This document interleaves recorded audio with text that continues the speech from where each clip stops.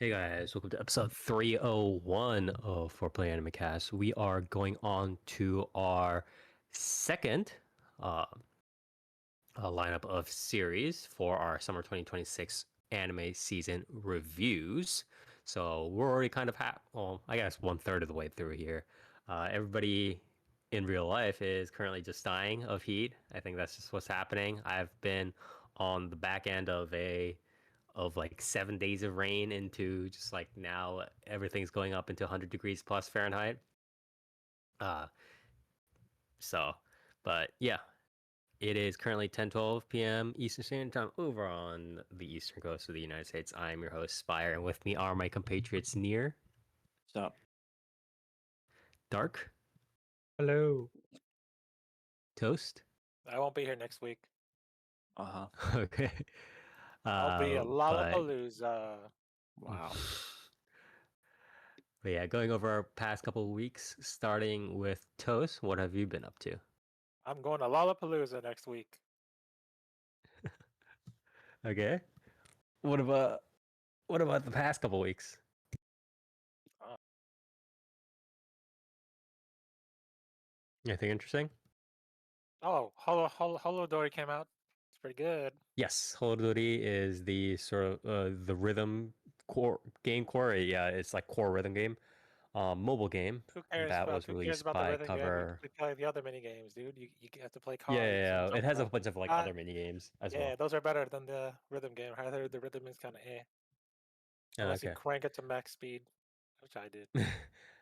but yeah, it's like a general Oh mobile yeah. game released. Don't play on Steam if you want to be cool, because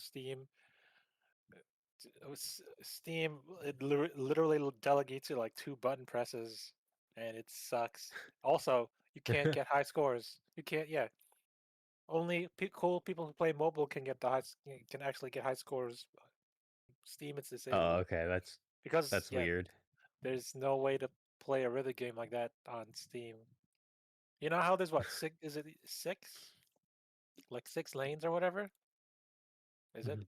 Uh, for like for general rhythm games, it's like six lanes for like all your your keys. Yeah, it's 4 to 6 lanes. Depends. It's like Yeah, usually 4 to 4 to 6 lanes. 6. Yeah. 4, You 5, get 6. for And then there's keyboard, you multi. get SDF and JKL, and those overlap, so you can literally press one button on one side and one button on the other side to play the entire song. And that's why there's no you can't have high scores in that thing because it's way too damn easy. Are you Okay, playing so I mean that's like standard, Hollow? like trying to balance it both mobile versus PC kind Are of you rhythm game playing stuff. Live Dream Spire? No, I mean, You I going to? I've had my share of trying to play multiple gotchas, and I don't want to do that to Well, myself. did you know that you can have literal memberships to every member you want on Hollow Dreams, and that Yep. it's an actual membership That's not because predatory at all. it takes your credit card information and it's like a monthly renewal, automatic monthly renewal. Yeah, I don't want to like Money it's. or it's literal membership. They actually get a portion of that money, Wow. and it's only $2 a month. Near, Isn't fucking Fauna Mm-hmm. still in that game? yeah. So I'm Yep. assuming she does not get Not that sure how that one money. works. No, she's not there. So far it's everyone except Justice and Floglo are not there yet. I want my VV membership, but no, she's not there yet. Yeah, but yeah. Anything else? So it's $2. Guess how many memberships I got? How That's right. Yeah. one? Ha, you're funny. 5. I don't know. So far for the game, it's actually pretty lax. It's a 5% SSR rate. 5% is pretty. SSR is the highest, right? Yeah. Um, But one caveat: 5% is pretty good actually. there's 54 members, I mean, 54 whatever. active It's members. like So it's that. like, Like yeah, that's 5% is still yeah. fine. I mean, it's very generous. The Yeah. monetization is generally about the same as the others.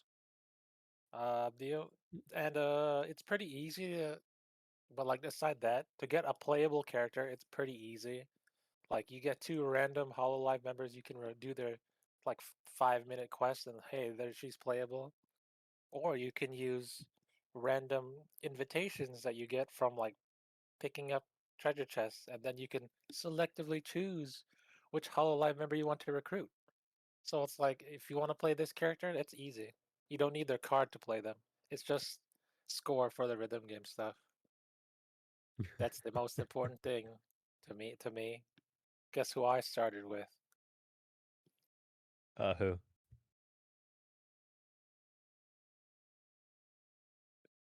Who Who? indeed? How do you not know? Okay. Mori Calliope, obviously. Right. No, I skipped over her. She had a daily quest. I Who? was like, no thanks. Matsuri? How do you not know? This guy, Miko? I'm gonna ignore him. Ignore him. He Well, doesn't know. I mean, what is it? Can we stop? I think it would be what's her name, right? The blue-haired one. Yes. Suse, Narissa. right? Okay. And What? Narissa? No. No, not Suisei. The dark blue-haired one. The Ian Okay. one, right? Near help Isn't him. she Ian? Near help him out. Oh, help him out. Narissa. Okay. What the? No. Oni? The Crony? Yes, bro. Bro, Yes, how is this bro. so Yeah. bad? This guy doesn't even know his Bro, his just friend. give me the name. Like, what? He doesn't Okay. even know. Oh, whatever. He doesn't even know like the one I post the most. But yeah, it's pretty cool. It's very generous. So check it out if you can. Yeah, I highly recommend it. They all also have unique L2D outfits that they don't have physically. So it's like that Crony 5-star. Wow. That's a legit outfit she has in the game. I don't know what else. Yeah, it's cool. How much is a tempo in the game? Is it what? How Much is like a how, 10 how much in US? How much is tempo in USD? 20? Is it 20? 20. 20 is not bad. Or As yeah, long as it's pretty usual. Pretty standard. Yeah. Yeah. yeah. 200 to spark? 300 to spark? 200. 200. Okay. Yeah. I That's pretty decent package. I heard someone named Sakura Miko and what's her name? Who's Sue? What's her name again? I only know Kiki, Rara, Vivi, Mizumiya Sue. I heard they maxed out their credit cards because they got like what 112,000 gems. That's about Jesus $1,100. fucking Christ. So like, good for them. I would do that, but not right now because they maxed out all like the beginner packs, and that's like 120,000 gems. So good. Yeah, so cool game. Check it out. I highly recommend it. If not for the rhythm part, for the collectible part. Who doesn't want to have their Yeah, I cool mean, Hololive it's like members? a proper big like sorry, not mobile game that was created Yeah, for the it's Hololive franchise. legit. It's not just a collab. It's Yeah, it's a fully 3D rendered island thing that you can play around with, just and Okay. explore. Yeah, hopefully it fares better than Hollow Earth. I'm I bet it actively already has. Yeah, it's what? Is it, it's 5 not a high bar, yeah. I mean, this It's is like a 5 game. million players so- already. Yeah. Yeah. But yeah. Anyways, thank you very much, Toast. And what about you, Near? 2 weeks?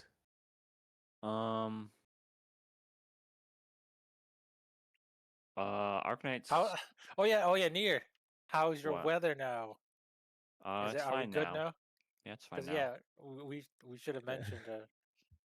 We can Yeah, it was mention a little orange for a bit. Yeah. The wildfires end and the tariffs begin again. Yeah, it's cool. Do you Yeah, see what for he those- posted on? Did you see what he posted on True Social? The big air purifier Con. wall. It's great. Yeah, for those Yes, who didn't yes. know, Near's Canadian fires actually enveloped like the northern United States, and it was really bad for like 2 to 3 days. Yeah, you know, Yeah. it's kind of cool how like literally every single year the Californian wildfires, you know, the smoke comes up into Canada and affects Canadian lives, every single year. Yeah, but yours went down, Near. That's that's Yeah, and not. yet- That's impossible. How could the smoke go up? Yeah. Yeah, Near. Smoke is heavier than air. Don't you remember? Yeah, it goes down. That's true. So it'd go to Um, Mexico. Okay. Yeah, and it's just it's kind of like a real, I guess, window into the American mindset where the one like singular time in recent history that Canadian wildfires have affected America, um, somehow this is like That's somehow not true. America It's is happened twice in like 4 years now. Yeah, but near wow. it didn't go down this It's far. it's Near. almost like climate change is getting worse. Um, The point is, Canadians just need to pay Americans. Okay, Near, I was It's having true, a it's great. true. that's it's the just actual discussion. But yeah, like I was saying, it's quite the window into the American mindset where Canada is literally on fire. And again, Canada is the one getting the brunt of the wildfires and the smoke. Your fires yet- aside, Nier. You just need to fund our somehow, burgers. somehow the Near- American population is the most affected. Somehow Near, I was America having is the victim here. Near, I was having a Um, grand old time at Target, and then 2 hours later, suddenly the sky became dark and it smelled. How Wow. dare you? Imagine what we went through. Imagine what we had to deal with. But near, And are don't. still But dealing near, with. the trees absorb Similar the things are carbon also happening in Spain and dioxide. France right now, We right? don't have that Yep, many yeah. trees in Canada, in America compared to you guys. Trees absorb carbon monoxide, so That's it's true. all Yeah, good. those trees Dioxide. could have been like parking lots. Yeah. Exactly. Those And trees could have fed our F-150s. specifically That's true, that's true. specifically single floor parking lots. True. If you add a second floor to them, you actually you get It's killed kind on of site worthless. Yeah. in America. Why do we need a second floor when America has so much land, brother? Yeah, Come on we now. could just make it bigger, make it wider. Yeah. Besides being on fire, Yeah. Arknights had a new patch. And they released. Sorry to interrupt, but I'm not with that comment. I'm just like imagining you just like saying your 2 weeks while like you're at your computer on fire. Like, Yeah. I it's mean, like- it is kind of like that hot out, to be honest. yeah, It it's it like is also it still 40? warm Is as it 40 fuck. plus right now?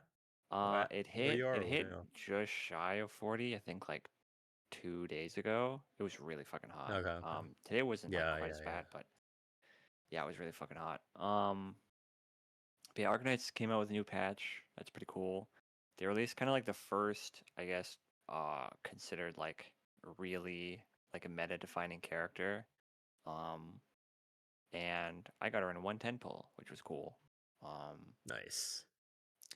But yeah, that's cool. She's cool. Saving up bigly for the new Zenless patch, which is in like I think 5 days. That character demo got me hyped. As well. For both Remiel and for Sunbringer. I'm hyped for whenever they show her. But yeah, other than that, I ended up doing a re-playthrough of the Mass Effect trilogy just for like shits and giggles. It's probably like the 80th time I've played those games. What but, color are you or you're near? What color we at? I was red. Nice. I was Renegade. Yeah, that was fun. And other than that, I played a little bit of the Marvel Tokon Fighting Souls beta. Who's your main near?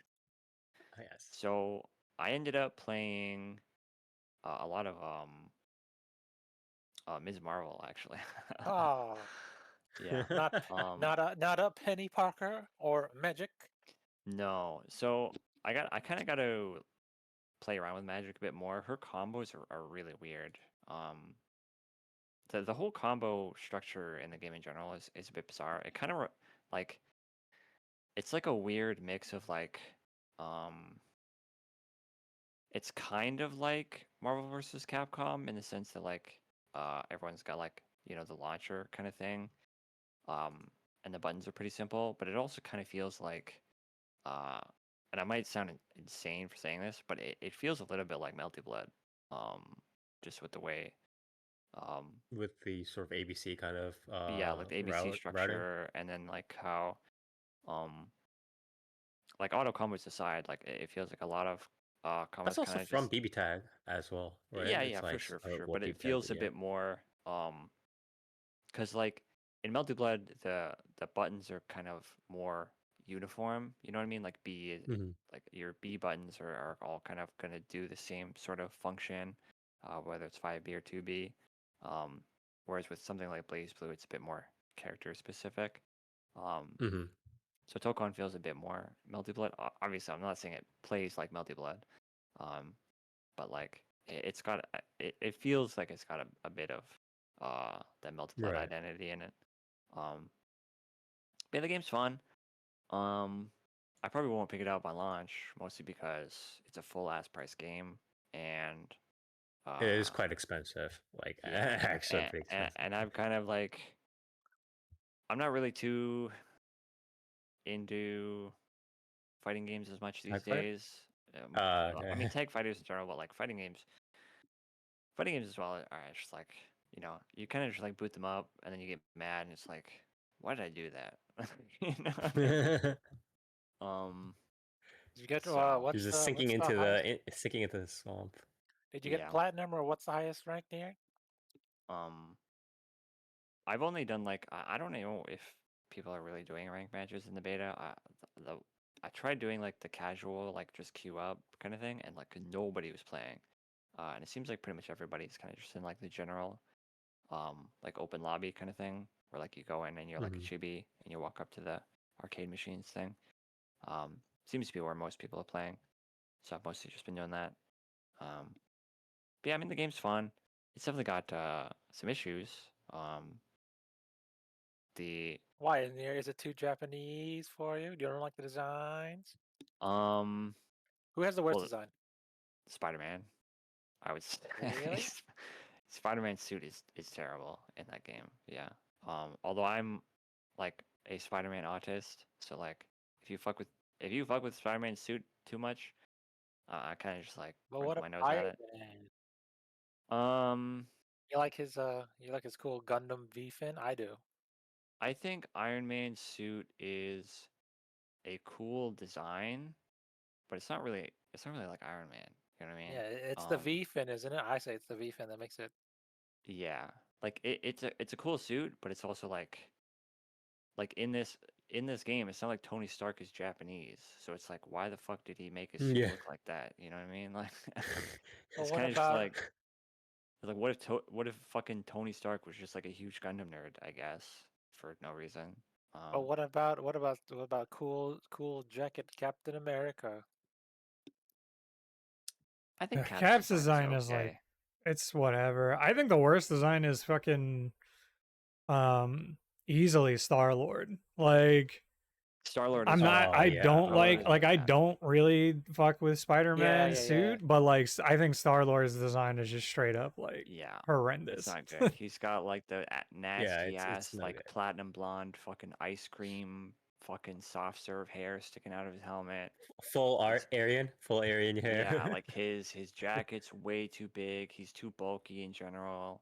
Um, the mask is like, it's okay. It's like, it's a bit more akin to like the comic books design, which is fine. Mhm. Yeah, he's just very blocky looking. For a character that's supposed to be able to like shoot around on jet boots and stuff, it's like kind of whatever. People online are theorizing that Marvel Tokon Fighting Souls had Kohei Horikoshi of My Hero Academia fame design the Yeah, characters. yeah, That people have been saying that, but I I have don't no idea. believe that at all.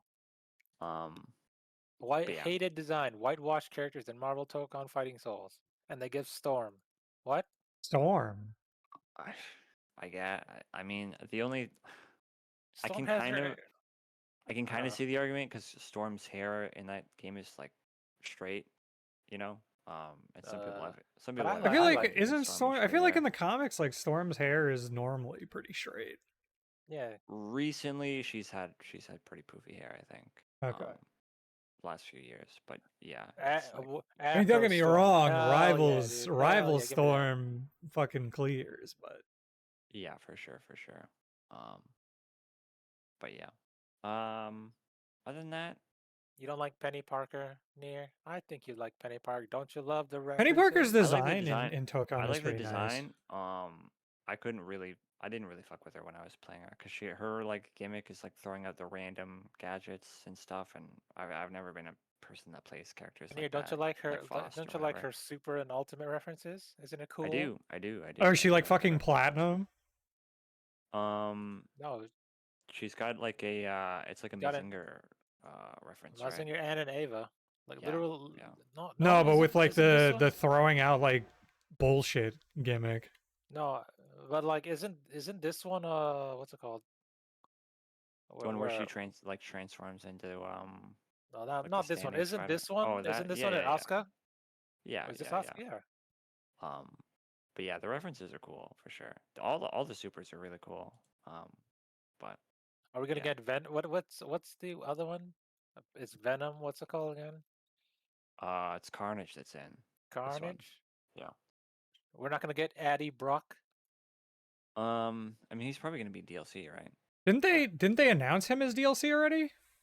Or something? No, the only character I think they've announced as DLC so far is Phoenix Cyclops, which is kind of a crazy pull. Phoenix Cyclops. Right. Yeah. Yeah, like I didn't expect that. Cyclops is kind of expected, right? Especially because there's like a really big push for the X-Men to be, in the spotlight right now. But Phoenix Cyclops is kind of like, what the fuck are you talking about? Yeah, I didn't really get that. Oh wait, that wasn't yeah. even like a cosmetic. I thought that was a cosmetic. It's like straight up Nope. Phoenix Cyclops Yeah, as it the. is. No, it Yep, is. It that is is the character. the actual Yep. character. Yeah, yeah. That's strange. Damn. Yeah, it's interesting. You know who I want? I want Cable. It'll probably happen eventually. I mean, again, but there's a really big push for the X-Men to be. But there's no. But here, can you believe it? They forgot the most important character, or is it in there? Well, What? Deadpool's in there, right? Deadpool is in there. You always Deadpool. gotta have Deadpool, right? Yeah. Okay. Yeah. Lady Deadpool's in the lobby as well. She's a chibi. But yeah, the game's fun. Saw Iceman fucking yeah, he's sucking shooting dick hoops. at basketball in the He's back. Yeah, it's not very good, but he is shooting hoops. Other than that, I think the only other thing I guess that's worth noting is FanFest happened. The second FanFest started this morning, right? That was this morning. They showed some cool stuff for Final Fantasy 14. But yeah, that's about it for me. Near, who'd win in a fight? Penny Parker or Spider-Man? Probably Spider-Man. Yeah, I Who mean, would win, realistically, Japanese Spider-Man or Penny Parker? Probably Spider-Man. Oh, Yeah. doesn't Japanese well, Spider-Man have a anyways, giant robot? yeah. He does, yeah. Leopardon. It's pretty funny because it's like a lot of it's just you have like the capes, you have like the Marvel core, and then especially in like something like Tokon, you just have like random bits and pieces that are like, oh, this is a Japanese game, by the way. kind of Yeah, thing. yeah. Why does Japan get two Um, Spider-Men, by the way? Isn't that racist? They get Katakawa Spider-Man now too. Yeah, with this Yeah, fucking yeah. nasty ass suit. I hate that Yeah. suit. Anyway, I don't like that suit. all right. Well, anyways, thank you very much, Nier. And what about you, Dork? My upper back now is still fucked up, which is not a good sign. So I haven't really been doing a whole lot of PC gaming stuff, which means I also unfortunately have dropped Lua for the time being, because I kind of can't really. Oh, I don't know, that runs like so bad on Steam Deck that I don't even feel like it. that's almost a double. That's almost cursing and a blessing in disguise, right? Playing less gacha games, playing less mobile. No, playing less gacha games. You're crazy, dude. I'm just playing Zenless on Steam Deck, Arknights on Steam Deck, and what is it? I'm started going through the new. I'm going through the new Nikkei story on my phone. Are you free to play on all of them, or That shit's just pretty are good. you? That shit's pretty good. What's happening? Am I what? Are you free to play on all of them or what? No.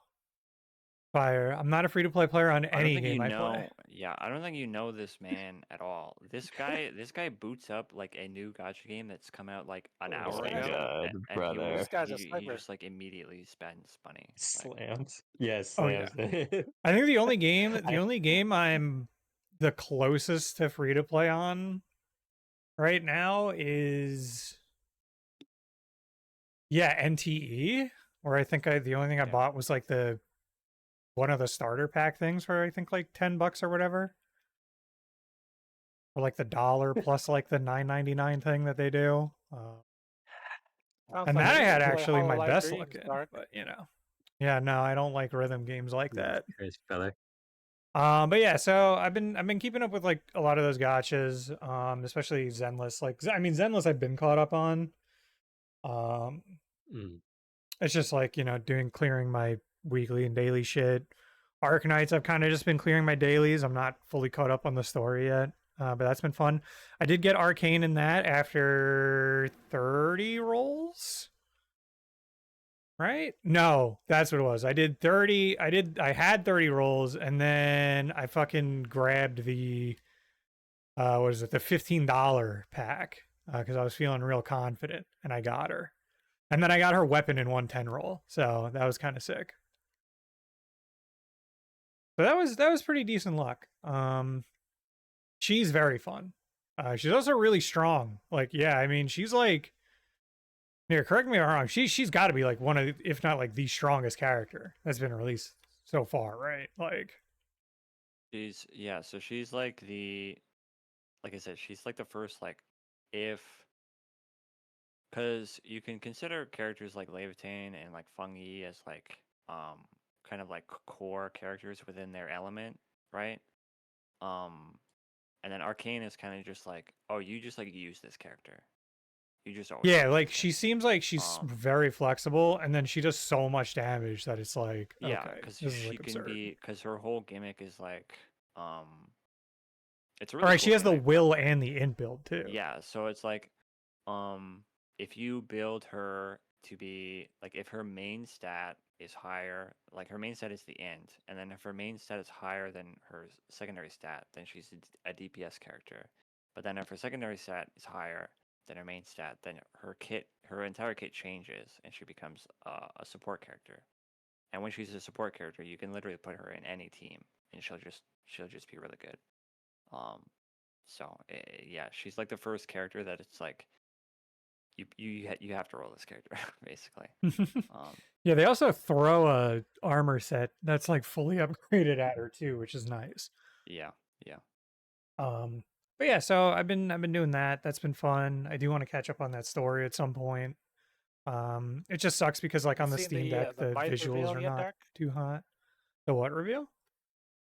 The Kamen Rider Myth teaser reveal. No, since I haven't left my house in like 3 weeks after hurting my upper back. Now I haven't watched Kamen Rider. I posted it. It's I do need to catch up on that though. I probably will after it's surgery when it's I from got the nothing movie. else to do. It's right here. Oh, that was I the other linked thing the- I did though. A cameo. I did watch. I watched a decent amount of stuff. I went through. I finished all of Curb Your Enthusiasm, which was sad to finish. Sad to see go. Jesus Christ. Yeah, I mean, obviously, like everyone's known like that shit is peak, but it's like, yeah, if you haven't given it like a chronological watch all the way through, like I would highly recommend it. It's like from start to finish, it's just like never loses steam. Who would win in a fight, Dark? Curb Your Enthusiasm or It's Always Sunny? I think I'd have to watch some more. I'd have to catch up on Always Sunny because I dropped off like several seasons ago. I think I stopped around the time of Fat Mac. But I think I don't know, man. Like from everything I know, it's like I like Always Sunny, but I think what's it called is probably way more consistent. No, that was way before Fat Mac, I think, right? To get into that, what is it? I think that was before Fat Mac. With the yeah, you got to pay the troll toll to get in this boy's hole. And then what was it? That was because that was the fucking Dayman the musical or whatever. Yeah. But yeah, so I think Curb is probably more consistent all the way through than Always Sunny. But that'll probably be the next thing I'll probably go all the way, like just boot up and go through everything with. But other than that, I checked out that. I watched the Backrooms movie twice. I watched it by myself, and then I watched it again with my mom to see what she thought. There were certain parts she thought was like okay, and then a lot of it she thought was stupid. But I think it's because like that is a movie that you really need to be going into watching it as like, I'm going to be watching this movie and like kind of like dissecting it or something. Like I'm going to be paying attention to sets. Like I want to really like I think you also immerse need myself. a minor amount of like knowledge of like the supplementary material as well. Because when I went to see it, my dad had no idea of like the concept of Backrooms or anything. And he like at the end of it, he was just like, "That was fucking weird, man." And it's like, yeah, I mean, I feel like going into that without like any idea of like what the Backrooms is or you know the story behind it or anything like that is like, it's kind of just a bizarre movie, right? I think more and more movies are gonna be like, or not more and more movies in general, but as more of these like stuff like game or like kind of external media collabs start happening more and more, right? It's going to become weird because obviously a lot of these are not necessarily made just for the fans, but it's very obviously honed in so that the fans understand the most of it, is how I want to put it charitably, right? Yeah, But and it's like, obviously companies also want to make money. So they're going to be pushing it to every grandma and they're going to be like, what is this like exit number 8 backrooms Minecraft stuff? I don't understand any of it. Yeah. So Right. it's going to be weird, I think. Yeah. But yeah, I mean, Backrooms is fun. I think you get, like I said, I think you get like a lot more out of it if you're like really, like if you're like not like paying attention to sets like a lot and stuff. I don't think you're gonna be missing like quite a lot, in my opinion. Because yeah, every set in that movie, looks fucked up. And I remember saying that to my mom, and she was just like, I don't understand, what are you talking about? It's just like set in the 90s. I'm like, how do you not? I was like, you didn't realize like every single house they've gone to is like, this is just very strange. Like not a single room is normal. Like, but yeah. So it's a fun movie. I would say like I watched it twice, but I don't think that's like a movie that's like really like, man, I gotta fully rewatch it like more than once. But for the one watch, it was pretty good. It's definitely like pretty carried by Chiwetel's performance though. Like 100% for sure. Yeah. it's gonna be raw. Like they need to get someone like equally as amazing for a sequel when they do a sequel. Like there's just no way to, I feel like, present that format without someone that's like putting in that much work. So that was cool. And yeah, and then other than that, I went through all of caught up on My Adventures with Superman, which was very, very good, very fun. It's a good cartoon.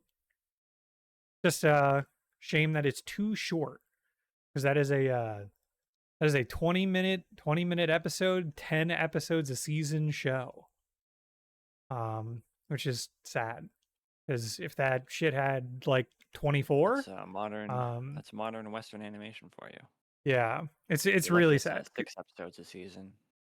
Yeah, I mean they do a lot with what they have, but it's like, yeah, it's there's a lot of like arcs and stuff that would have really, really benefited from like a lot more wind up, which is unfortunate. But it's still a really good series, so I'm excited for that, and I'm excited Sooner or for later. they didn't greenlight season 4 yet, But considering the fact that they greenlit My Adventures with Green Lantern, I imagine they're gonna greenlight season 4 and just keep expanding that thing, because they also introduced Jessica Cruz in the most recent season. So that's fun. And if you haven't seen that, the like, what is it? Not concept art, like the poster that came out for that is they're just doing Sailor Moon with Green Lantern with Jessica. So look forward to that.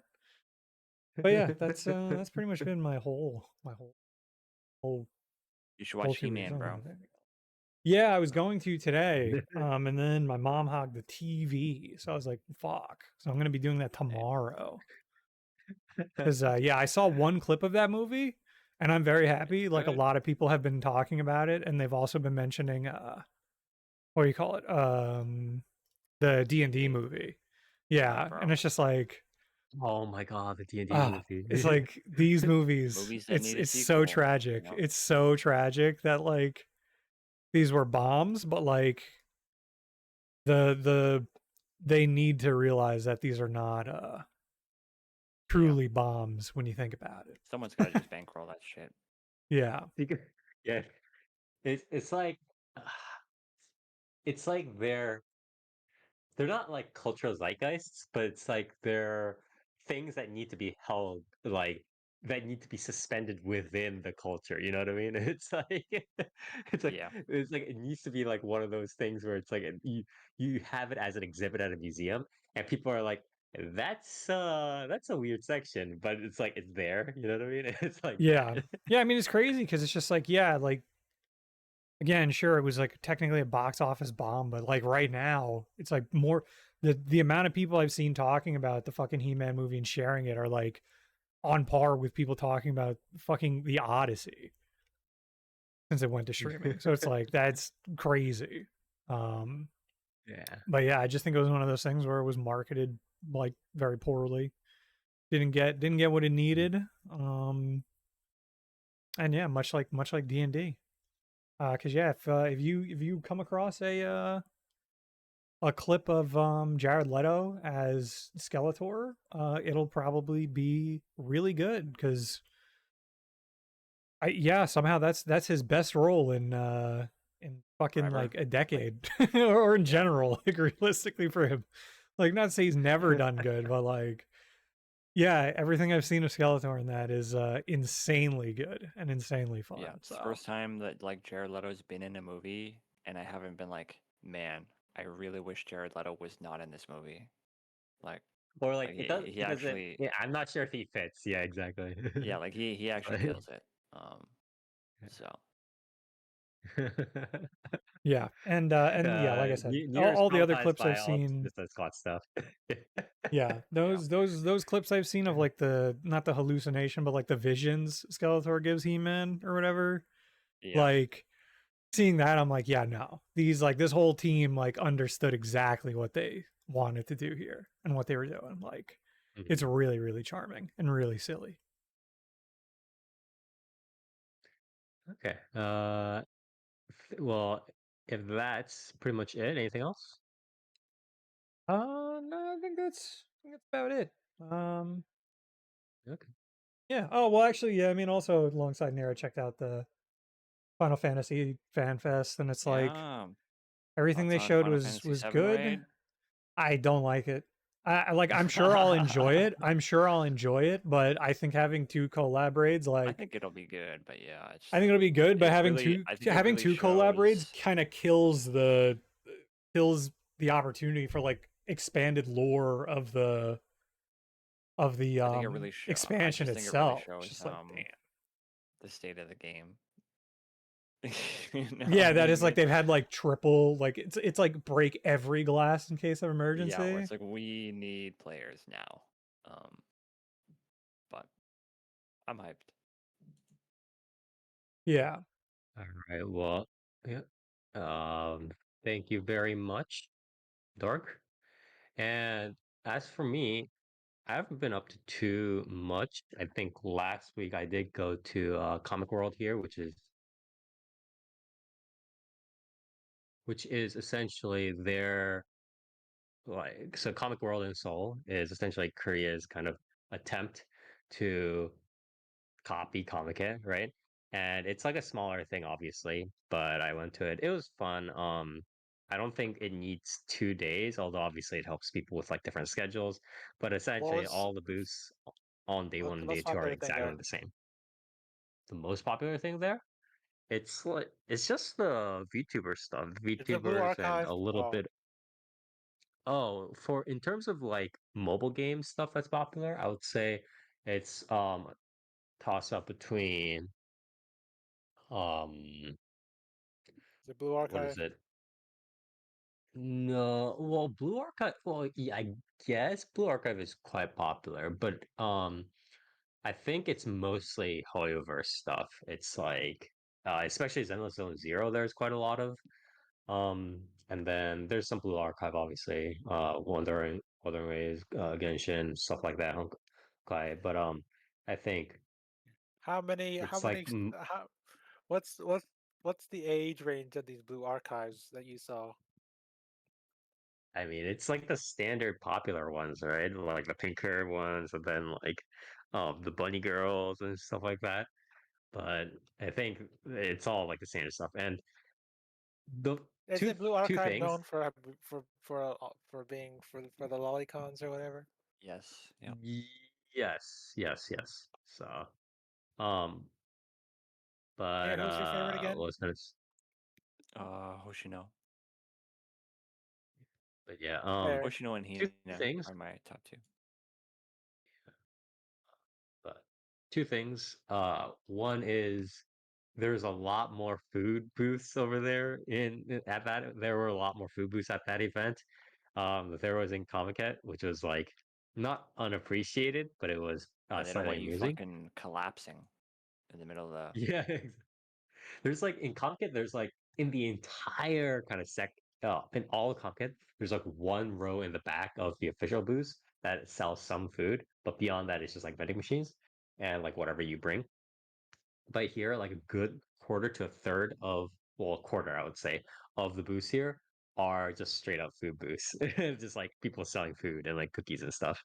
Um, and then the second thing was, I think there's less. So in Comic and you kind of have to be there to appreciate how this works. Is in Comic there are a lot of booths and people who are willing to just like draw and sell what they want, regardless of how it might sell, if that makes sense. So they'll just like have a niche thing that they have, or have a niche, category that's not Wuthering Waves, or that's not, it's generally Hoyoverse or Hololive or whatever, right? Or Blue Archive.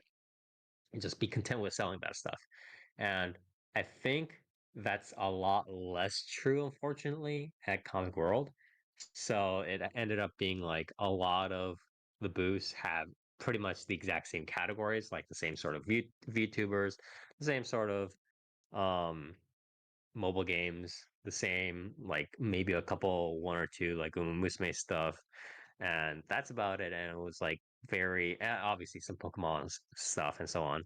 But, and oh yeah, and Bochi the Rock. I think Bochi the Rock was quite popular still, as it is in Japan. But in general, there was a lot less variance that I saw in uh in those booths. Although there were a little bit more booths that were like Western cartoon related booths, whether it was like superheroes or whether it was like What, King of the Hill? um You not say King West of the Hill, more like SpongeBob? Superman. uh it's stuff like Rick and Morty, I would say, like that sort of stuff. Uh, Like I was like, I'm not sure why uh, these booths are here, but I'm not gonna hate it. Like I'm not Yeah, gonna hate on it, but it's like it's very the interesting. classic Japanese and Korean diehard American Dad fans. Yeah, exactly. um, so there was that sort of stuff. Um, but I wish there was more diversity. And I know that they can do it. It's just that I think there are a decent number of people that come in to set up the booths at Comic World that are just like, oh, I'm just gonna sell like the popular stuff.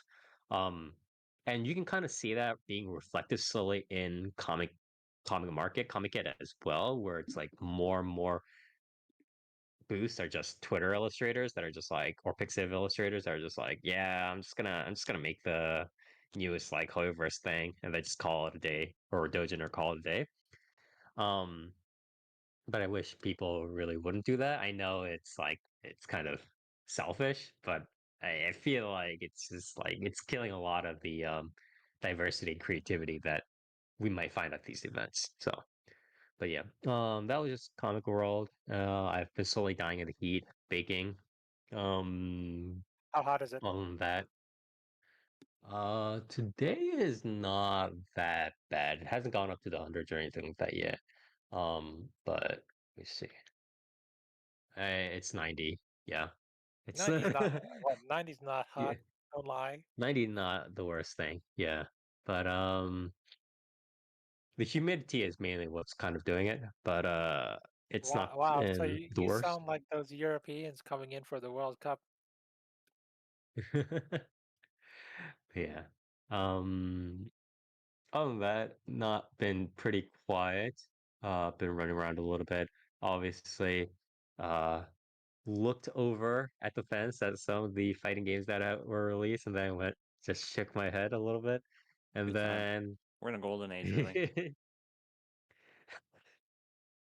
I don't even want to comment about the releases, but that, and then on top of that, uh Uma Musume recently came out with essentially like an autoplay feature that allowed me to not have to grind like a lot of the stuff that I don't really want to grind in the game. So I have a lot of free time left. So I've been just like doing other stuff, just like studying, so on. Trying to I actually have time to the do second mobile game. Uma Musume improvements have allowed me to do things that are not Uma Musume anymore. He's talking about So the independent training. yeah, independent career. But yeah, other than that, been not too much. So that was my 2 weeks. Anyways, without further ado, we should probably start off with our first series, Toast. What do you have for us? I had a really cool, super cool series, but it was only 30 seconds long.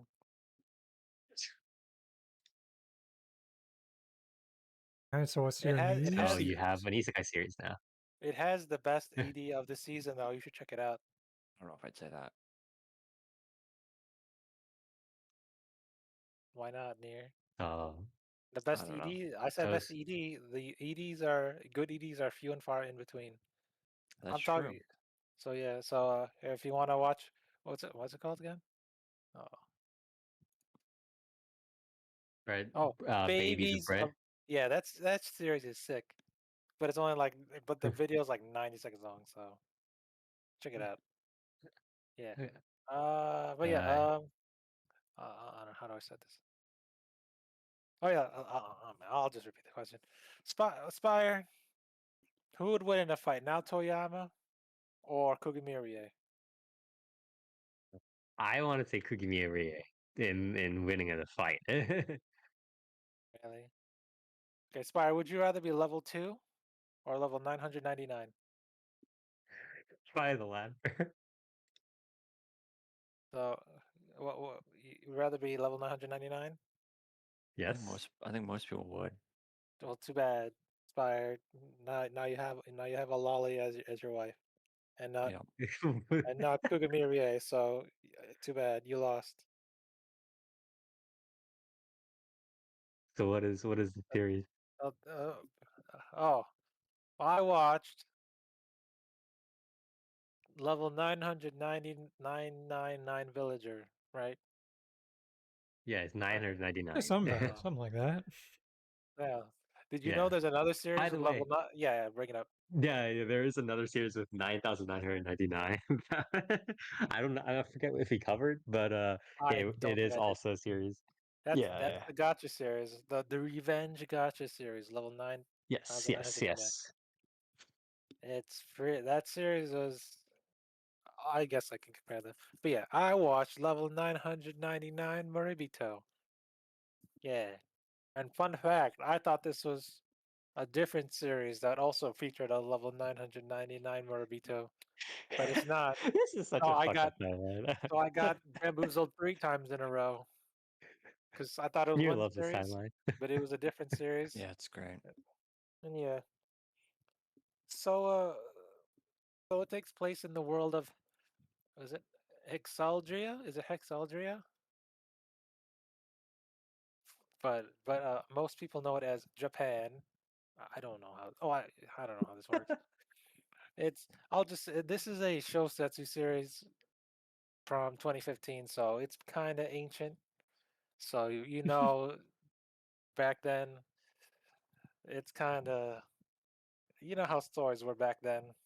They're kind of pretty blackluster. So Pretty like fan fiction adjacent. yeah, Or I mean, even a lot of them now are pretty fan fiction adjacent because it's like things are scraping. A lot of people are scraping the barrel now. That's the main thing. yeah. So basically, they call it Hexaldria, but it's, I said, formerly known as Japan, and I'm like, gee, why is it called that? And it's because now, for some reason, everyone has now a class and level, and it's like, okay. And like, what is it? 99% of all people in Hexaldria, aka Japan, are a villager class below level 10. But sometimes you get people with real classes like mage, warrior, monk, martial artist, and all that. But did you know that there's an even rare trio of classes, and those are sage, hero, and the king class, I guess. Why is there a king class? I guess in Japan. Well, It should be Emperor, shouldn't it? yeah, but I guess that's why it's no longer called Japan, because someone with the king class took it over, and like Wow. we'll now call it Hexaldria. So yeah, I don't know. And so our main character is a Murabito, aka a villager by the name of Kagami Koji, and he's somehow level 999, and that's unprecedented because, like I said earlier, the max level for a villager is 10, and they're too scared to fight monsters and whatnot. Whatever. So is this is Yes, is this dungeon crawling mostly? kinda. It's pretty RPG-esque. So like, and Okay. then, so Koji's like fighting monsters because he wants to earn money, because you know because fighting monsters is better than farming vegetables if you're level 999. And he makes it a point to show off his level all the time because you know what? Why not? He's that type of protagonist. So yeah, he's wandering around town after clearing some quests, and then he sees the someone with a hero class, and the sage class. They're like, so there's Rex the hero, and he's like, oh, I'm Rex the hero. Who will come with me to defeat the Demon King? And then like some people show up, but he's like, oh no, no thanks, warrior guy who's level 82. You're too ugly and you're old, so I don't want you. I'll take and then I'll take this level 50 priestess girls because she's 16 years old. So you kind of see what kind of person he is. He just wants his hero harem, as is as is the norm for this types of story. And then I guess they explore a cave. They explore a cave to find the hero's sword to fight the Demon King. But lo and behold, Koji already explored that that uh that cave a long time ago, and he accidentally sold the sword because, you know, why not? He's trying to make money, and so it's that kind of story. What is it? I don't want to say Konosuba-esque story, where it's pretty lighthearted. It's I mean, like, oh, but there aren't like there are mini arcs, right? Is it relatively episodic? What's happening? I don't know. Are there mini arcs? Mm, kinda, not really. No. It's just like a couple of episodes like per each person that's like introduced into into kind of the cast, right? But it's No, not like it's actual basically mini. so basically there's the I do I want to call it the main the overarching story is that there's the heroes party that wants to defeat the Demon King, and then there's Koji and his party who has like a different alternative, because in that same cave he meets this girl named, what's her name? Is it Alice? It's always an Alice, isn't it? Why is it always Alice? Almost If like they these want to, Isekai writers are creatively bankrupt. Not creative. Yeah, they're not very creative. yeah. Is the So answer. he meets this girl, this mysterious girl with a robe named Alice in the dungeon, and it's the first episode's pretty ass with the story. It's like reveals everything immediately. So Alice is like the son or the daughter of the Demon King, and she's trying to make money to help her father and whatnot. I don't know. The story's kind of the story's pretty like pretty really predictable. Basically, Alice is looking for helpers to help her father, the Demon King, and then she gets recruited by Koji, and then there's Rex who's like, "Oh, we must defeat the Demon King in order to save the world." And then Koji's like, "Oh, you don't know the way the world works," and you can immediately tell which way this story's gonna go. It's like it's super predictable. Well, because Koji's not exactly Koji doesn't have this ill will towards demons like all the rest of the country does, and so we're gonna go that way with the story. I don't know. It's super basic. Yeah. What else? That's about it for this series. It's like, oh, Koji's Mhm. gonna.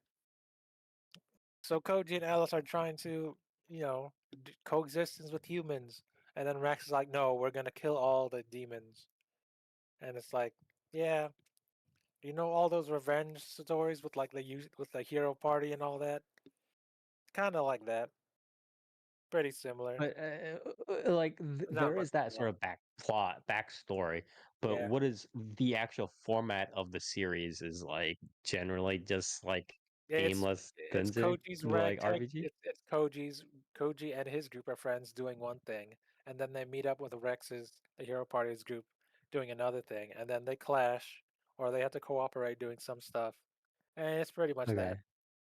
All Okay. on the Okay. way Okay. Okay. to Okay. encounter the Demon King and find out the truths of this world, as Koji hinted at in episode 1. That's pretty much the series. Okay. So it's like a slowly evolving story. It's not. It's not just Yeah, like, oh, we're gonna kill out. Yeah. Okay. Okay. Okay. yeah. But the Demon King's not all that bad because his daughter is like this. She doesn't see humans as evil, and she's kind-hearted. So there's someone pulling the strings behind whatever. A bigger Which story. that okay? Isekai story is making me lose Yeah, brain cells. it's pretty. Like I said, from that era, it's pretty basic. And it's like, oh, the humans are like, oh, we hate the demons because the demons, their horns produce miasma that calls monsters, so we must hate them unconditionally. And then Alice is like, "Oh, we didn't choose to be born this way, whatever." Then Coach is like, "It's okay. I have this mysterious bandage that can block the miasma from your horn, so now you can live amongst us." And Alice is like, "Wow, what a great solution. We should do this with all the demons, so we can live peacefully." And I'm like, "Wow, you solved that all in episode 1. Very cool." And that's about it. Yeah. What am I gonna go with? Audio visuals. So the studio's Brains Base. Wow. That's not bad, Yeah, you to be like Brains honest. Base, don't you? Do I? Yeah. Didn't you like Bakano and Durarara? Sure. But that was also a while How back. about That, something yeah, called that was kind of a long time ago, and how also about something those. Yeah, called yeah, yeah. Defrag and Uh Mawaru huh. Penguin Drum and Well, Servamp? That's those are also a also, while back. Yeah, but Quite it's a while Brains back. Base. I also wouldn't call Sir Ramp good. So what about what else was there? Oh, what else? What Kyokai Arena? Prince? Yeah, Brains Base is a pretty good studio. It's a decent studio, but yeah, it's not like But Defrag's good. True. The recent. Oh, I reviewed their most recent one. I think they did what is it? Firefighter Daigo Rescue in Orange, Hmm. and that wasn't bad. It wasn't like wow, that was amazing visuals or something like that, but it was solid. I think. So yeah, it's they're pretty solid studio. I don't have any real problems with like how it looks and all Mhm. that. Audio, I don't know, it's fine. What was I forgot who the opening was. Uh, the opening is "Not a Hero" by Nakuru Aitsuki. Get it? Get it? Not a hero because Wow. he's a Murabito. He's villager A. Very creative. Yeah.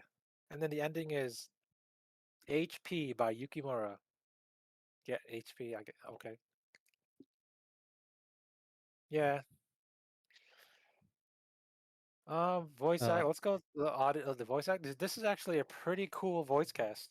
Immediately off the bat, the narrator is Rin Tosaka near. It's kind of Wow. Ueda. And I'm like, wow, she's probably the best. She's probably the best voice actor in the series. But I was wrong. So the main character, the heck? Kagami Koji, is voiced by Satoshi Inomata. You know who that is? No, I don't know who this is. Some guy. Mm, I don't know any of this person's roles. No main roles other than Corey. No, I don't know. Yeah, so I guess this is basically his. Oh, hold on. Oh, he's the main voice. He's the main voice actor from the Warrior Princess and the Barbaric King. Did I cover that? I don't think I did, right? Did no one cover that? no, no, no. I don't Oh, think damn. so. Because that's already pretty good. I I feel like Dark. No, Dark didn't cover that No, one. I wanted to cover it, but I don't I, think I ever did. oh, okay. So, I don't think anybody covered it. Yeah, I think somebody wanted to cover it, but we didn't. Yeah. so yeah, and then Alice, Alice's VA is pretty good. I brought it up. It's Toyoma now. No, Mhm. no need to say anything more. What's her best role though, Spire? But Toyoma I now. think you would probably say Congo. Probably. I mean, yeah, I would, but what would you say? Um, freaking. Why am I blanking? It's Uh, fucking come on, you're almost there. Come on, come on. it's Ibaraka Kinimaza. Yeah, Doji. Kinimaza. Who? No. Oh, Kineo Mosaic? Yeah, Kinimaza. Yeah, Kujo Karen. Good job. Yeah, yeah. I would have said Chitose from Nisakura. No. Hey man. No All right, one man. knows. No one knows no one knows who Kiniro Mosaic is. Also, hey man, at least That's Nisakura true. ended up better than Rental Girlfriend. Yeah. Anyway. That's a very That's low a bar. very high bar. That's a low bar. Oh my god. I can't believe like our like standards for comparison are becoming Yeah, what is I it know, like right? Nisekoi, Makine, like rental like what are we doing, man? Anyways, Oh, yeah. So but yeah, voice the acting cast random is level overall. 50, the random level 50 priest, 16-year old little girl, Tina Bills. Kind of name is Tina Bills. She's voiced by Koga I didn't. Aoi. Hmm. And then the main, I guess, do I want to call her the main heroine or whatever? But she's the sage of the heroes party. Also, the third princess is Hmm. Iwami Manaka. That's Yeah. also a name I know. Spire, do you have a role? Um, I, I like I like I know she's a really good brand name, but keep forgetting who She's who she voices. she's I know her as Mahiro Shina from the Angel Nectar Spoils Me Rotten. That's a good series. Or Mhm. Love Live. Who's Christina? I don't know who Christina is. Oh, she did do the recent fruits basket, right? Yeah, okay. I Yeah, remember now. Okay. Yeah, yeah. yeah. And then oh no, whatever. I already talked about. Rice shower. Who's that? Iwami Monica did rice shower. Yeah, I know. Oh, why didn't you say that? But yeah, and then the main hero, the hero is voiced by Shimazaki Nobunaga. Isn't that cool? Wow. Yes, I mean it's a very good casting to be honest. For that the sort of like You know who brash that? Oh almost kind yeah, of role. oh yeah, Spire. Name his most famous role. Shimazaki Nobunaga's most Yeah, famous role. you have one. You have one chance. I would probably put it at like Blaze Boo's is Blaze Boo No, and wrong. Naoto You're Kudai, completely right? wrong. That's the voice. Uh, shit. Near Oh, what's his name? Asakura Shin, I guess Sakamoto Days. Yeah, what's his name? No, hell no. Fujimaru Ritsuka. Ritsuka, yeah. Okay. No, aka Itsuka Shido from Day Alive. Wow. Mhm. That's like the most important role he's ever done. Good for him. I don't know about that. Oh, that's because you're wrong. And then like, oh, But yeah, there's he's done a lot of main character roles, so and then like the other random hot magician they picked up is Lin. So I'm like, huh, these are some really good voice actors just like randomly in this series for some reason. And you know what? I'm okay with that. yeah. So It's a very if you good don't know who Lin lineup. is, oh, Spy, you know who Lin is? Yes. Name one role. I don't remember. That's right. She's Marzinski. Oh, Marzensky, yeah. Yeah. And then there's also Green Light River for some reason. I'm like, why? But I mean, I'll take it. You know who Green Light River is, right? Um, That's no, no. that's Hikaru Midorikawa. It's Oh, Midorikawa. Midori Hikaru. Yeah, Hikaru. Yes. Yeah, doesn't his name literally translate to Green Light River? I learned that from Fate Zero. Yeah, green river or blue river, I guess. Whichever. But yeah, so this voice cast is pretty packed for some reason. I don't know why. Is it because of brain space? It's probably because of brain space. I mean, it sometimes happens, and also like so the way a lot of voice acting I don't want to say like careers, but like money flow works is that they can have very high highs and very low lows. So it's like if you catch them like and even if they have get like a good year where they're like super famous, like the year after they can just be like, oh, I have like no roles.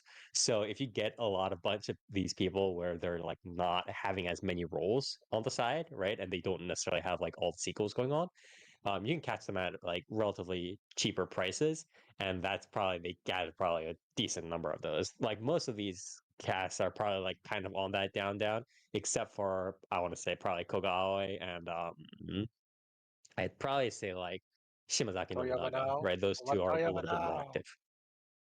Toriyama No, now has been doing some like sing stuff, but in terms of like anime stuff, she hasn't been doing that much recently, right? Like other than like a couple of supporting roles, right? She hasn't like really popped up.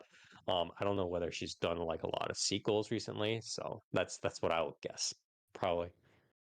I will give a shout out to Fumi,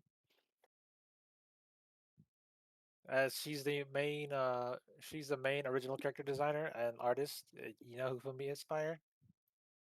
No. She's she's the character designer of a certain Hololive member. Can you guess who? I have no That's idea. right, Jay. She's the artist of Tsunomaki Watanabe. Wow. So Oh, like, okay. yeah, so special shout out to her. What for Watanabe?